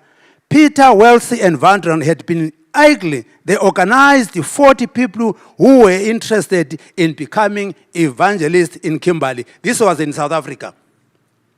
In 1893, Peter Wellesley and his brother Philip attended the Central Conference meeting in America. And it was voted that this gospel should penetrate Africa. From the southern side of the continent and to the other side, Wesley pledged $15,000 for the project. At that time, Arthur Theron and the C. Since John Rhodes, who was the first Prime Minister of the Cape Colony and the leader of the British South African Chartered Company, this company had claims of land in Rhodesia, which is now called Zimbabwe, which had acquired through the Rand concession in 1888. Robinson and Wellesley then met Cecil John Rhodes on the first Sunday of March 1894.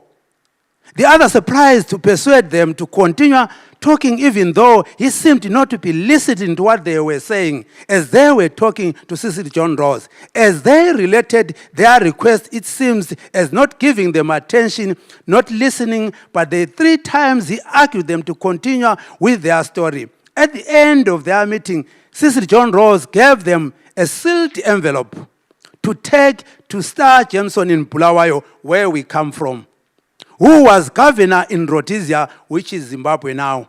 Then now known as Zimbabwe. They took off from Bulawayo on Monday the 7th May 1894. There were 7 men, 4 South Africans, and 3 Americans. The South Africans were Peter Wellesley, Fred Sparrow, Barry Barton, and J. Lensman. And the Americans were Alma, Drally, J. Harvey, and Joppy. They took a train from Cape Town to Vai from Vauxhall. They took a cart that was drawn by 6 oxen. Do you know a cart? You know, in the olden days, where you put some oxen and made it, that's what they were using, right? They covered a distance of 1,400 miles, which is 248 kilometers, to reach Rhodesia, which is Zimbabwe. The journey was very difficult because the cart was loaded with goods of exchange. They had to barter trade for them to survive. They traveled through Botswana, which is an arid land. There were no adequate water for animals. In some areas, they had to divert their route for about 10 kilometers or so to get water source. They would travel very early in the morning and late in the afternoon because temperatures were so high and falling during the day. So what we are taking into account here, that's the history of how the climate is it in Africa. Between Zimbabwe, South Africa, and Botswana, it's hot if it's hot. And during the day, sometimes you cannot travel sufficiently if you are using a scotch cart. But if you are using a car, it's fine. But if you are walking, the temperature goes between 40 to 42 degrees centigrade. So which is very difficult. So that's why these people, during the day, they would rest. And during the night, they could travel. But realizing that they were using animals, so the animals needed to drink so that they can have energy and they move on. There were no roads. There were no roads, wheeled tracks, but meandered through the wilderness. And there were a lot of wild, dangerous animals. In Zimbabwe, it's an area where you have got every animal which you think of. Every animal which you have got seen in the TV is there in Zimbabwe. But now, because of the nature of people have more developed, a lot of them, they are put in cages. There is a game reserve where they are being scattered. By that time, it was dangerous to travel because these animals can endanger your life. They would pass time by singing their favorite song. One of such hymns is number 65, God be with me till we meet again. This was a song during the course of the time when they realized that they were facing with challenges. They could sing this song while he's traveling. I won't sing the song because you know. As the team traveled, Barry decided to sleep on top of the lot on the cart. When the cart passed under some thorny, thick, nicknamed it, wait a bit tree. His khaki shorts got hooked in the thorns and he was left dangling. The friends went for a distance before could make a U-turn to come and rescue him because the cart was too long. They unhooked him and they carried with their journey. The team pioneers arrived in Bulawayo on Wednesday, 4 July 1854. After a long trip of 7 miles trip, they had spent almost 2 months on the road. That was from South Africa coming to Zimbabwe. They spent almost 2 months on the road. Peter Wellesley and his partners were to see Star Jameson to hand him that sealed envelope, which they had carried faithfully. After reading the letter, Jameson disclosed them the contents of the envelope, which was directive from Cecil John Rhodes to give them 12,000 acres of land not to be occupied in any direction so that they could build a school.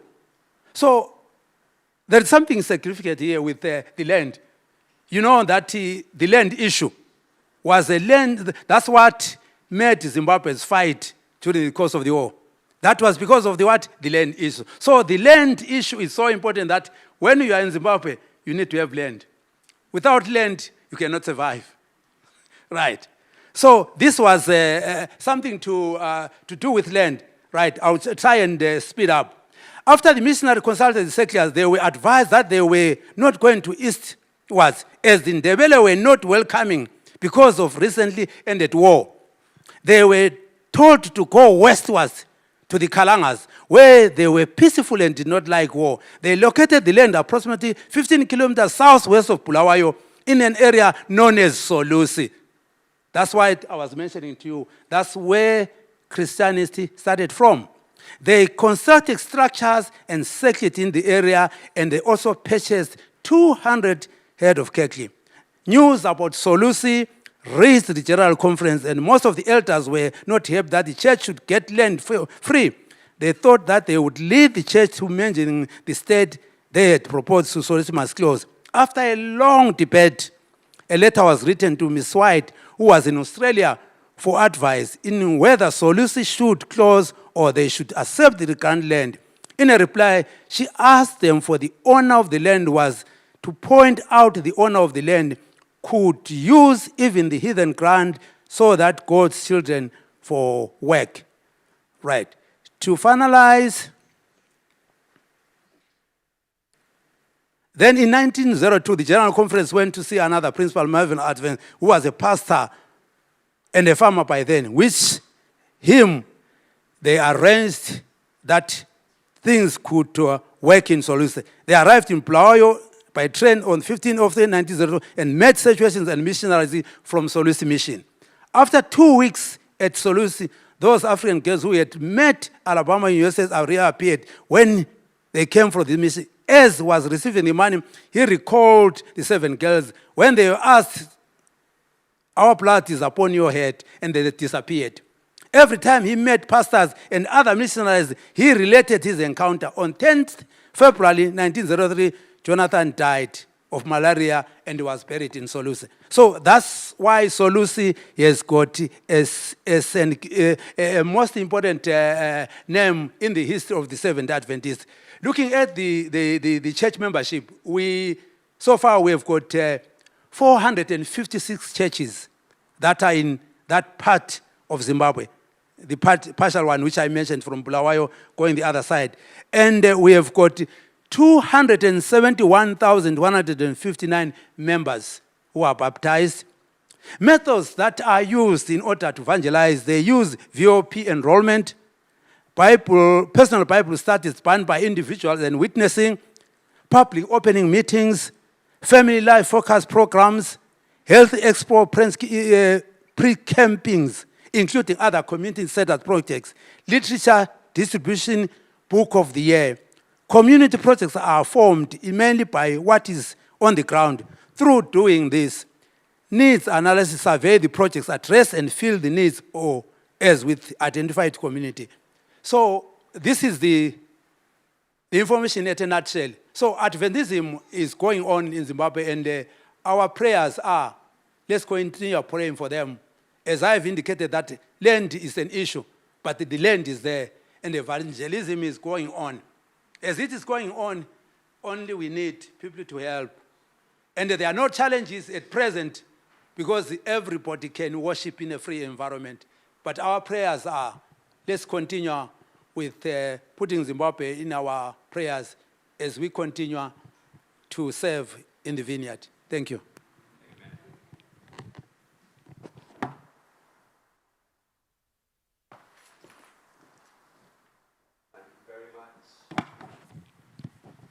Elder in Como, and especially those traveling for over 1,000 miles, putting their lives at risk in order to get the gospel into Zimbabwe. Now, I'm going to change the program a bit because we're coming to the end. I'm going to be asking their brother Rao to concise it. I will ask for the special item to be right at the end. Then following yourself will be the story, the SDA story of Portugal. Now, this is a must. You must listen to this, okay? So, and then for the technicians, miss out the other clips as well. So we're going to go with yourself now, and then we'll follow with the story of Portugal, and then we'll have the special item as our closing song.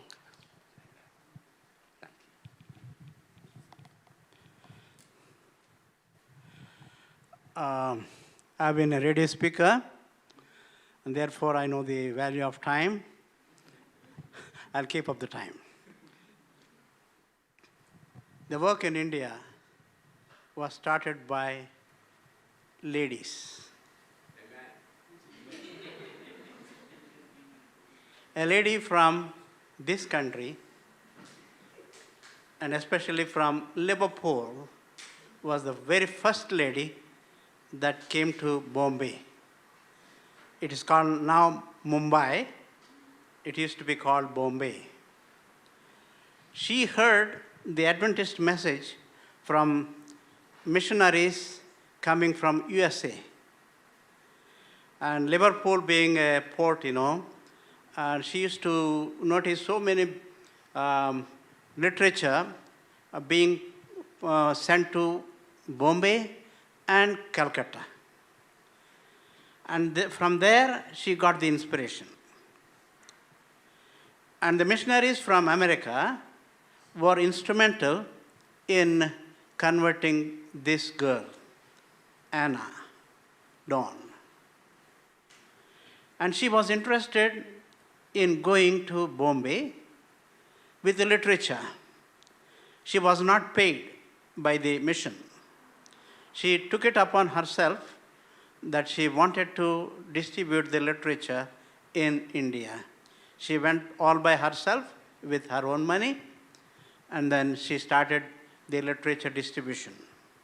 Unfortunately, in those days, disease was rampant, and she fell ill. Actually, she went to India in 1893, and by 1894, she was not there. She passed away. Okay, Bombay is in the western part of India, on the western part of India. Then, coming to the work in the eastern part of India, Calcutta, there was an young lady who was converted when she was 16 years of age in California. She had a desire that she should be a missionary. And Pastor S.N. Haskell inspired her to go to India to be a missionary.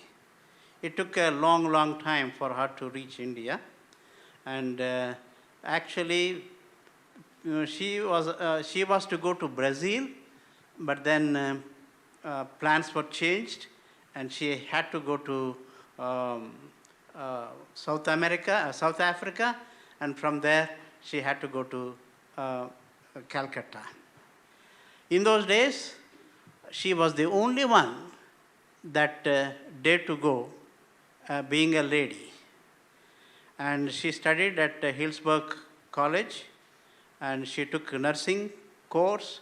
Because in those days it was a must that those people who are going as missionaries know how to treat people's diseases.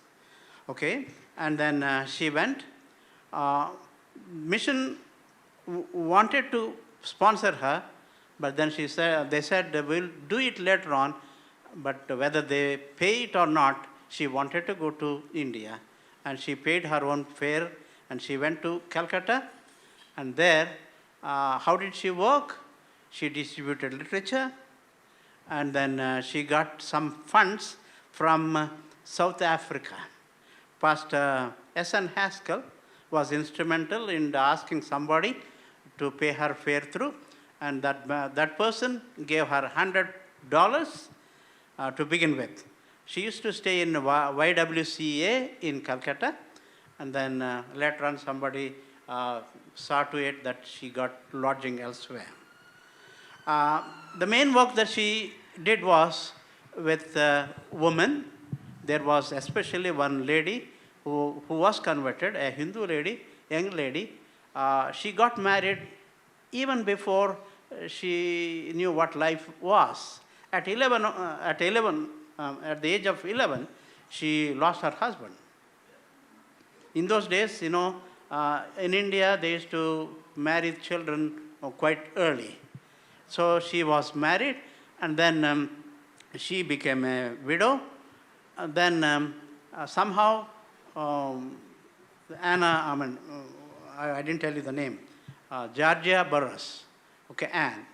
And she came to know about it, and then she worked a little by little, and she worked amongst the people who are downtrodden like this, who are without families, and then without any help from anywhere. And she wanted to help those ladies, and she began to give Bible studies and distribute literature. Meanwhile, another sister joined her, Taylor, and then both of them started a little school, orphanage, and so many things. And it was at Karmata, okay, to the west of Calcutta, where this work began and increased.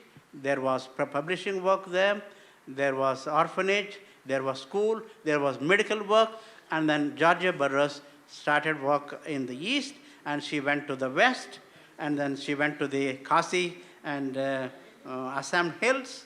Okay, she worked in so many places, and she was instrumental in converting one lady called Nani Bala, the very first Hindu lady.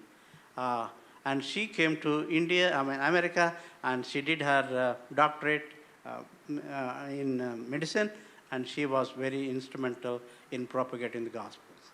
Okay, and then later on in 1894, missionaries came to India, Bombay, and then Calcutta and also.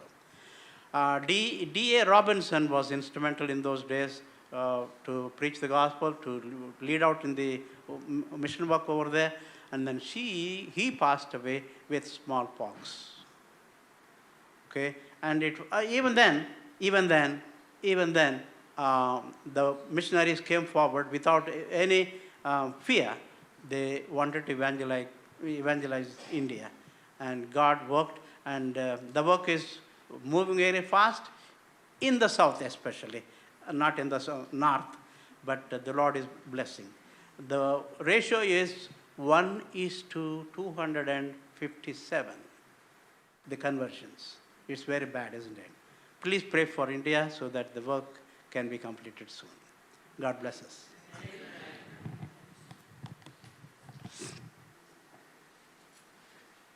Thank you, Pastor O. And now I'm going to invite the story of Portuguese. And it will have a discovery in there that you will not know about.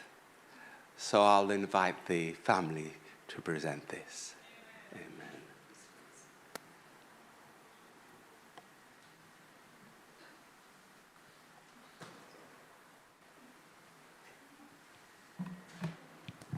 If you wouldn't know, it's Portugal. Now you do. Okay. Okay, I can do this. Sorry, I'm a bit nervous. Okay. So this is about Portugal and the pioneers in Portugal and where our family stands in it, where we are in, our story of how we went into Adventism. Oh, forgot to turn it on. Okay. So the statistics of Portugal. So in 1970s-ish, because we don't know exactly. Some countries were before, some were later. So this is Portugal before. This is Portugal. This is the capital. And this is how Portugal was, like all the colonies and, what was considered being Portugal at the moment, which is all these countries. This is countries in Africa. This is our islands who are still part of Portugal. And then you had Cape Verde, Angola, São Tomé e Príncipe, Mozambique, and Guinea. Yeah. So we don't have statistics from like now. So the statistics I'm showing is from 2018, which Portugal is part of the Inter-European Division. And right now we've got all this, we've got around 93 churches at that time. Now we should have more, hopefully. We have, when they say companies, it's companies related to the church. 9,611 members at the time. The 30 pastors at the moment. I think we have more, but when they say ministerial credentials, it's like they can preach. They're like part of the ministry in the departments of the union as well. This is how many people are in Portugal. I can't say that number, so I'm just gonna... And around there is basically 1 in 1,000 people, and that's amazing, I think. Even if it's just a small number, I think that's amazing. The missionary credentials is people who do missionary stuff and can do, like pastors who go and that, and the missions. So now this is a boring part, which is the story. So this man right here is Stephen N. Haskell. So he was American, and at that time he was asked by the union in the union to go around the world to see countries he could start his work in. And he went into Portugal and was actually impressed because we had so much liberty and freedom in religious freedom and liberty. So he really enjoyed the country. So he went back and reported that. Then he came back, and then this couple is Clarence Emerson and Mary Renfro. Clarence Emerson was in Battle Creek College as well, and but he didn't graduate though. But he was in Battle Creek, which I think is very interesting. So this couple, they came and beginning learning Portuguese, and they also start colporting this, which it was told in the Brazil story, the herald of truth. So he started doing the work, small bits here and there. Then we've got the first work, the first branch of the work, and which is Miss Lucy Portugal, which she was Anglican at the beginning, but she accepted the Adventist and decided to keep it. And on her house, she was teaching Bible studies. and she was actually one of the first one to be baptized as well, but we're going to get, it's there, yeah. So Aaron Schwanz he was from Brazil, he came from Brazil, and at that time we had no pastors in Portugal, of course, so the pastors we had were from other countries, and he had the first baptismal ceremony. And in this one, 2 women were baptized, which is the Lucy that I told you, and someone else, and then you had Abel, Antonio, and Alberto. This is Abel Gomes, and you will see why I'm showing his picture now. So we also had the first Lord's Supper, which is the holy, I forgot the other word for it, but it's the Lord's Supper. Yeah, communion, that's it. Thank you very much. And this was the preceptor of the Bible and, it's covered anyway. The preceptor of the Bible in home, which was the first piece to be colported in Portugal. To be like, you know what colporter means, right? Yeah. So Schwanz went back to Brazil after he'd done his work, and the Signs of Times began to be published.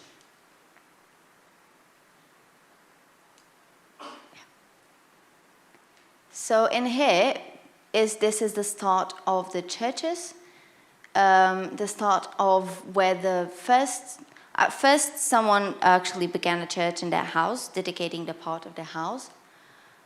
And this is the first church, which we call, nowadays a central church, but it was the first church in Portugal. And this is the 40 members that were in that time in the church. With, in here, Paul Mayer was there, and also there was someone else, which I'm going to tell you after. Abel Gomes, remember the man I told you about was going to be important? He was also one of the first elders nominated in that church. Now, in here, we've got also the church in Porto, which I don't have picture, in North Portugal. It opened with 22 members. And then we've got Alberto Raposo, right? And he was a colporteur in Portugal. And my grandmother is going to tell you a bit more about him. What I got to say about Alberto Raposo, it's really a curiosity that connects Portugal with Manchester. So many years ago, this man is connected to Manchester the same way that maybe now we as a family are here in the Church of Manchester presenting to you this beginning of the Adventism in Portugal. So Alberto Raposo was born with the name Alberto Fernando Raposo. He was the son of a very rich businessman in Lisbon.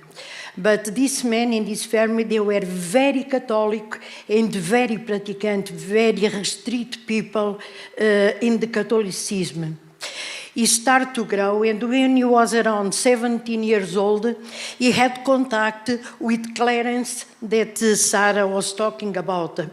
They had a bit of contact and they became really good friends. And he was asking Clarence to teach him English because he had his dream to speak English properly and have the English in his life. They started classes of English, but in no time those classes stopped of being classes in English to be classes about the Bible and about the message. And of course, the father of Alberto Raposo was not happy with it, not at all. So we decided to cut that friendship and he sent Alberto Raposo to the United Kingdom, to Manchester. And here in Manchester, he was sent to the care of a Portuguese family that was living here, not Adventist family. And this family was caring for him and teaching him the English. But God knows why, we don't. This family was forced to return to Portugal. And they left Alberto Raposo to the care of an English family, a couple without children that was living here in Manchester. And guess what? This couple, they were Adventist.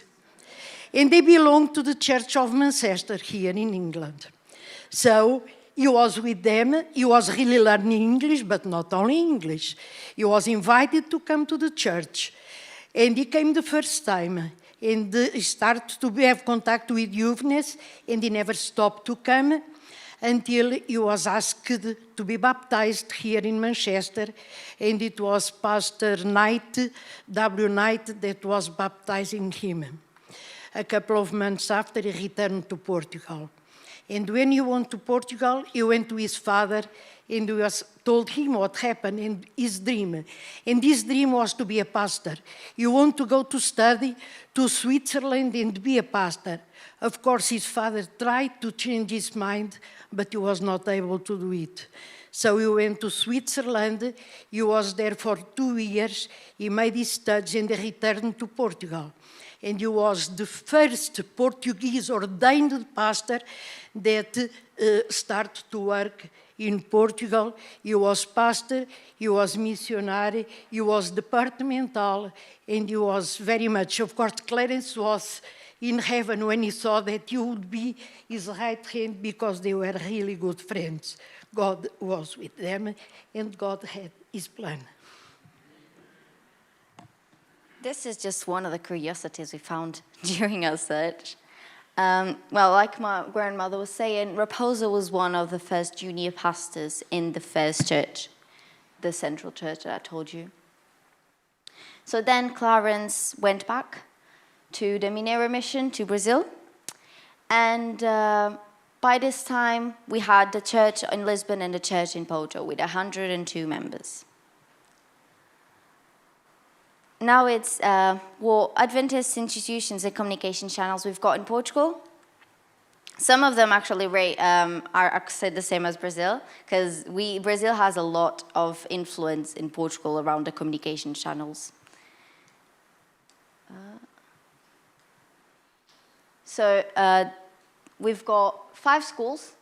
I didn't have pictures, but we've got 5 schools, and one in Madeira, which is in the island, Oliveira do Douro, which is in the north, Setúbal, 2 in Setúbal, which is also, of course, a city, and then we've got 2 in, it's kind of 1 and 2, you know, kindergarten and then elementary school. We've got the social work of church, we've got the ASA, which is the Adventist Social Services, the ADRA as well, and we've got 4 LAPIs, which is as the Adventist Home for Elderly. So it's like, you know, Adventist home, where they also have a church in there. It's kind of like a caring home, but Adventist, and you can also, which has a church and everything inside. Most of Portuguese people, when they retire, they go there. So the communication channels, which we've got the Hope channel, which was talked about. We've got several, in the Hope channel we've got several. We've got Hope TV, Hope Radio, Hope Bible. Then we've got a station, which is the Sintra FM station. The New Times, which was also talked about. But we also have like the New Time Portugal. And the Songs for Him is actually a YouTube channel that my pastor is in the group, my pastor in Portugal. He's got a group that sings. So he and that group, they have the YouTube channel with songs that they do. And then the Adventist Youth in YouTube. The Adventist Youth is, you know, like you have the Seventh-day Adventists, you've got the Adventist Youth. It's kind of the organization around the young people. And they also have a YouTube channel, which they sometimes put things for camp meetings and that. Then the publishing house, which is the Publicadora Servir, which has magazines that they sell for, sometimes the colporteurs sell, or we can also buy it in church. And they also do Bibles and, you know, like we have here in England as well. Yeah, so now it's my grandmother's turn. So after all this beginning of the Adventism in Portugal, as an Adventist family living here in England, that everybody knows us, I hope, where do we stand inside of the Adventism in Portugal? Where are we related to? Like Sarah was talking about, the first pioneer, it was this man, Abel Gomes. Who was Abel Gomes? So Abel Gomes was the first elder and diaconate of the Church of Lisbon. He was a hard worker. He worked hard to help build the Church of Lisbon. He was baptized in, where I have to push? Okay, thank you. He was baptized in 1906, and 1 year after his wife was also baptized. I guess that I have the picture of his wife. And this lovely couple, I wish I could have this in very big, but I could not import it big to the program that you could see all the family. This couple had 10 children, which is the 10 children here. 3 boys and 7 girls. The third boy died very young. And the last daughter, Felizmina, for curiosity, was married to a relative of that Alberto Raposo that we talked about. And they were staying in the faith for a long time until they passed away. But the person that I will talk more, it's his second son. His name was Isaías. So, this Isaías was a faithful member of the Church of Lisbon and a hard worker. He helped to build the church. And a couple of years after he was baptized, he became very ill. Very ill today, we would call that a stroke, a light stroke, which his right side was almost completely paralyzed, but he didn't lose the speech. And he stayed in bed, he could not move or anything.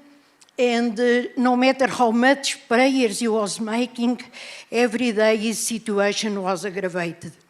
At the point that the doctor visited him at home and told his wife, "You can forget, I don't believe that there is a recovering for your husband." So he was asked to be anointed.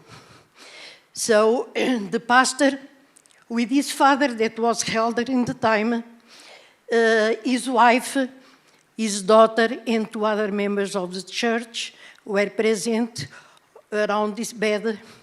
The pastor was saying some words. Anointment prayer was made. And the moment that the amen of the prayer was saying, he jumped out of the bed. He sat on the bed and he said, "I am healed, I am healed." He jumped on the floor and he could walk like nothing happened to him. The Monday after, the doctor was there to visit him, and he could not believe what his eyes were seeing, because this man was completely recovered by God's grace. His face stayed until he passed away. He had a daughter. It was the second daughter. He had also a son. I don't have a picture of his son. I have been lucky to be the niece of this daughter of him. So, this daughter, her name was Lawrence. She was born in an Adventist home. She was prepared from very young because she wanted to be a missionary. And the parents agreed with it, and she was prepared to be a missionary.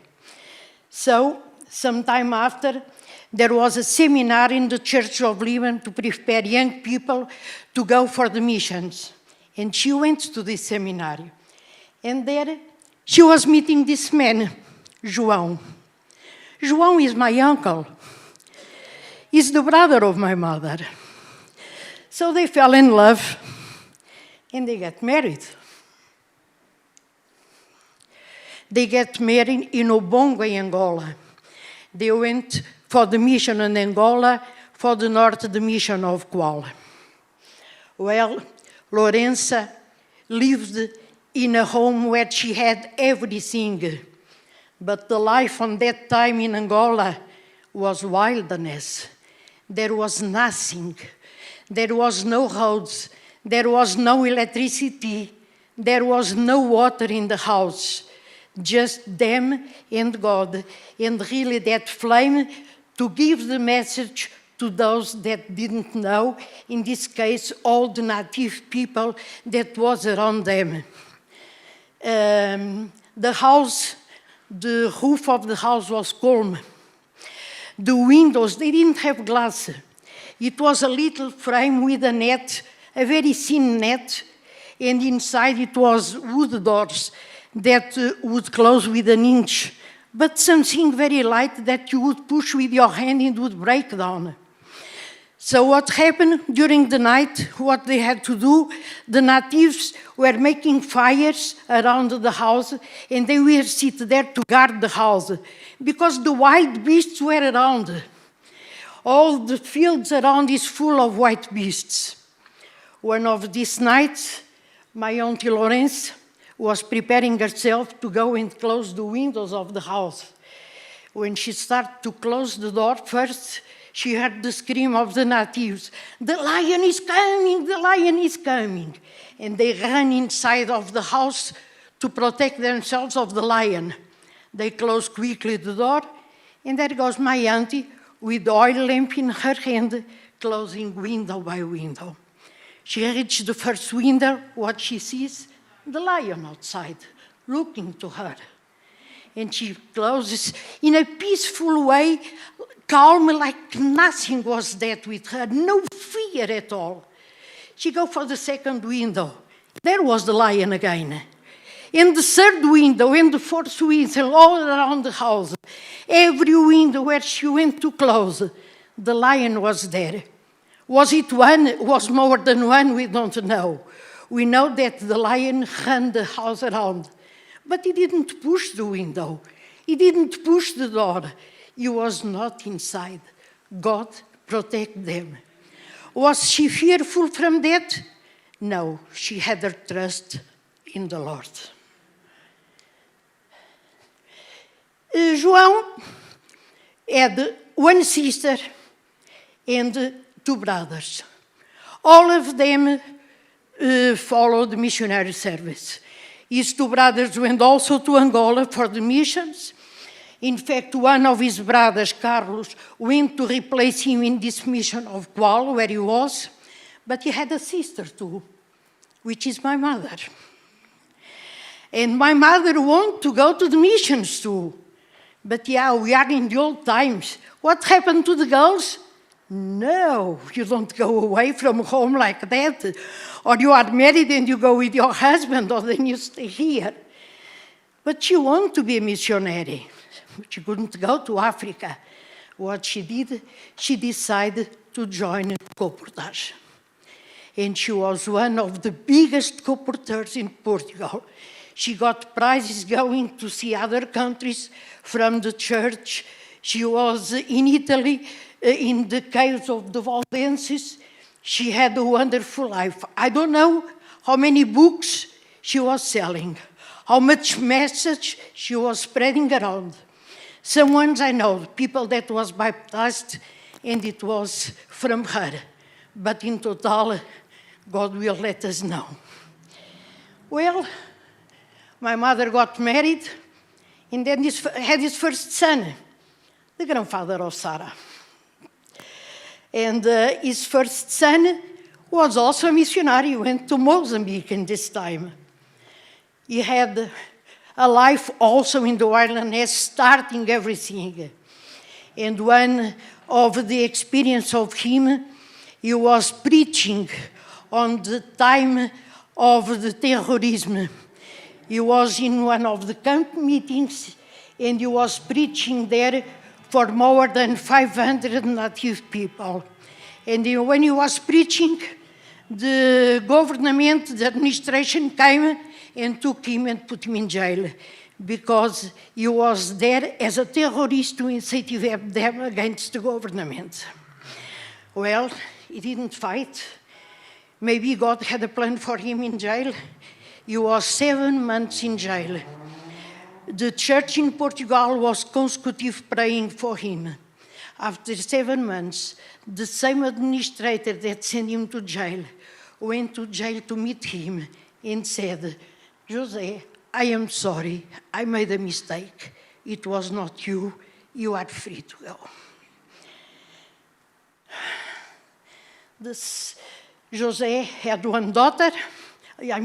One daughter, two daughters and a son. His eldest daughter, she lives in Portugal. And from this daughter, there is another daughter coming, which wants to be a missionary. She's trying to do it, Sarah, which is here in the church. But my mother also a daughter. And this daughter was not very good. She was born in an Adventist home. She decided she wanted to be a teacher. Okay, until then, very good. She made it stage and finished his course in primary teaching. Then she wants to go for missionary too. All the other ones were gone, why not? I want to go too. And my mother said, no, you're not going. But I was stubborn. I'm still today. But I was really stubborn. No matter how many times she said no, I made applications by myself. I didn't say anything, I sent applications. All the applications came refused. I want to go to Angola, to the north of Angola. Not one was accepted. I was crying. My mother said, I told you, you shouldn't go. You have to stay here. There is schools here in Portugal. And 1 week after, I received a letter coming from nowhere, from the direction of the schools, really on the district where I want to go, and that I was refused. And they made me an invitation to go for the wilderness in a little village where they need a head teacher in a school. And they were proposing me if I want a job for myself. So I told my mother, I don't go refuse. I want this job, and I want to go. And I was accepting. So my mother contacted my uncle. The mission where my uncle was, it was 180 kilometers from me, that mission of Kuala, everything in the same area. And I took a plane alone. I go to the city of Malange, where it was the headquarters. I received the keys because I had the right to the keys of the school and the house of the school, alone, and there I go to the school. And I arrived to the school. I had contact with the other teachers. I had knowledge of the directories and the things that was necessary to do. And it was almost, because it was not the beginning of the year, it was almost the time of the exams. And it was necessary on the end of the year, the fourth grade needs to make an exam to go further for the secondary. So that was a Catholic school. There was a lot of exams on the Sabbaths. Well, I wouldn't do these exams on the Sabbaths. But that was not the worst of all. For 3 years past, the head teacher of the school, which was a very Catholic person, was refusing to change the date of the exams to all the Adventist students from all the village around.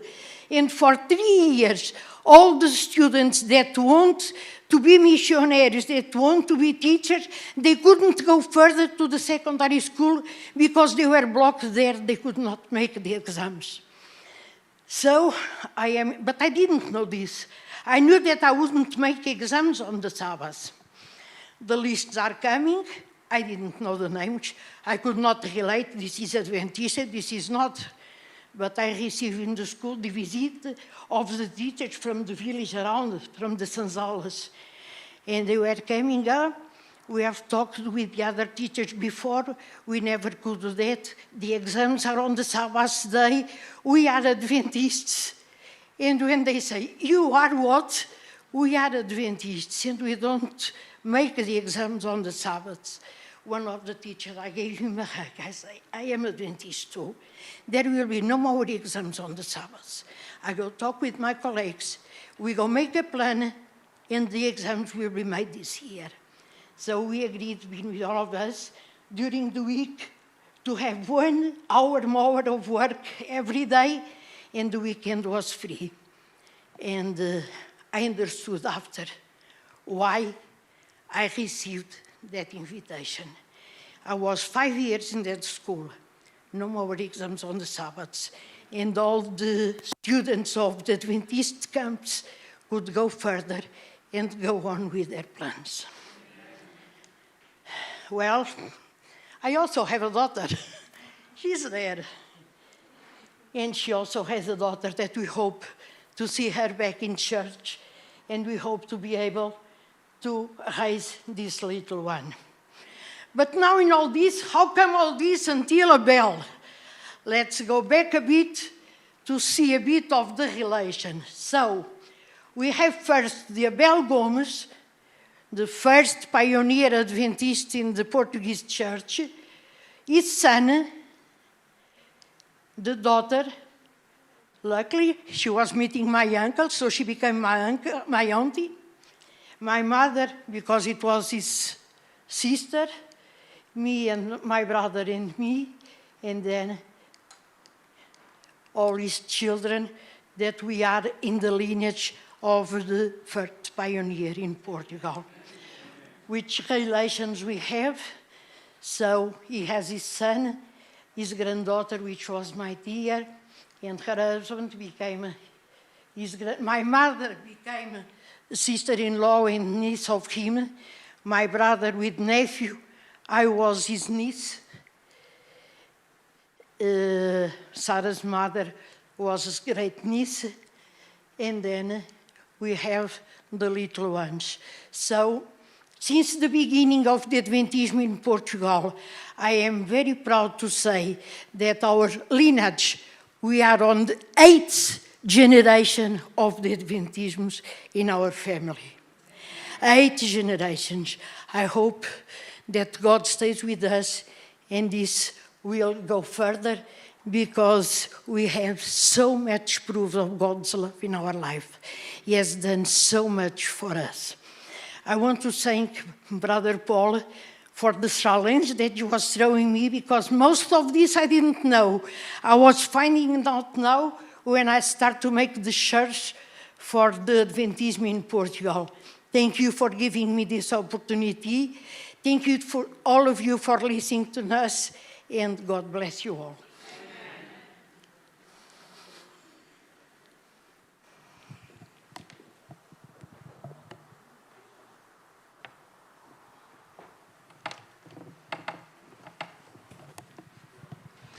Incredible, isn't it?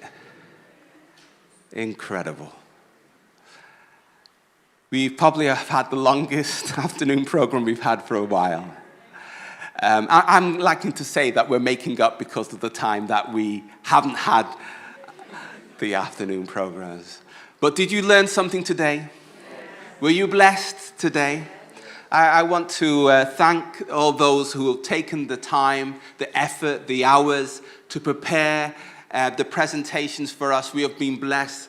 The beautiful singing from the Tamil group, and those of you who have been here to participate. But most of all, our prayers, of course, goes to the Lord. And at this time, I'm going to invite our final song, and then after that, I'm going to ask Brother Prue if I call on for you for the closing prayer. All right.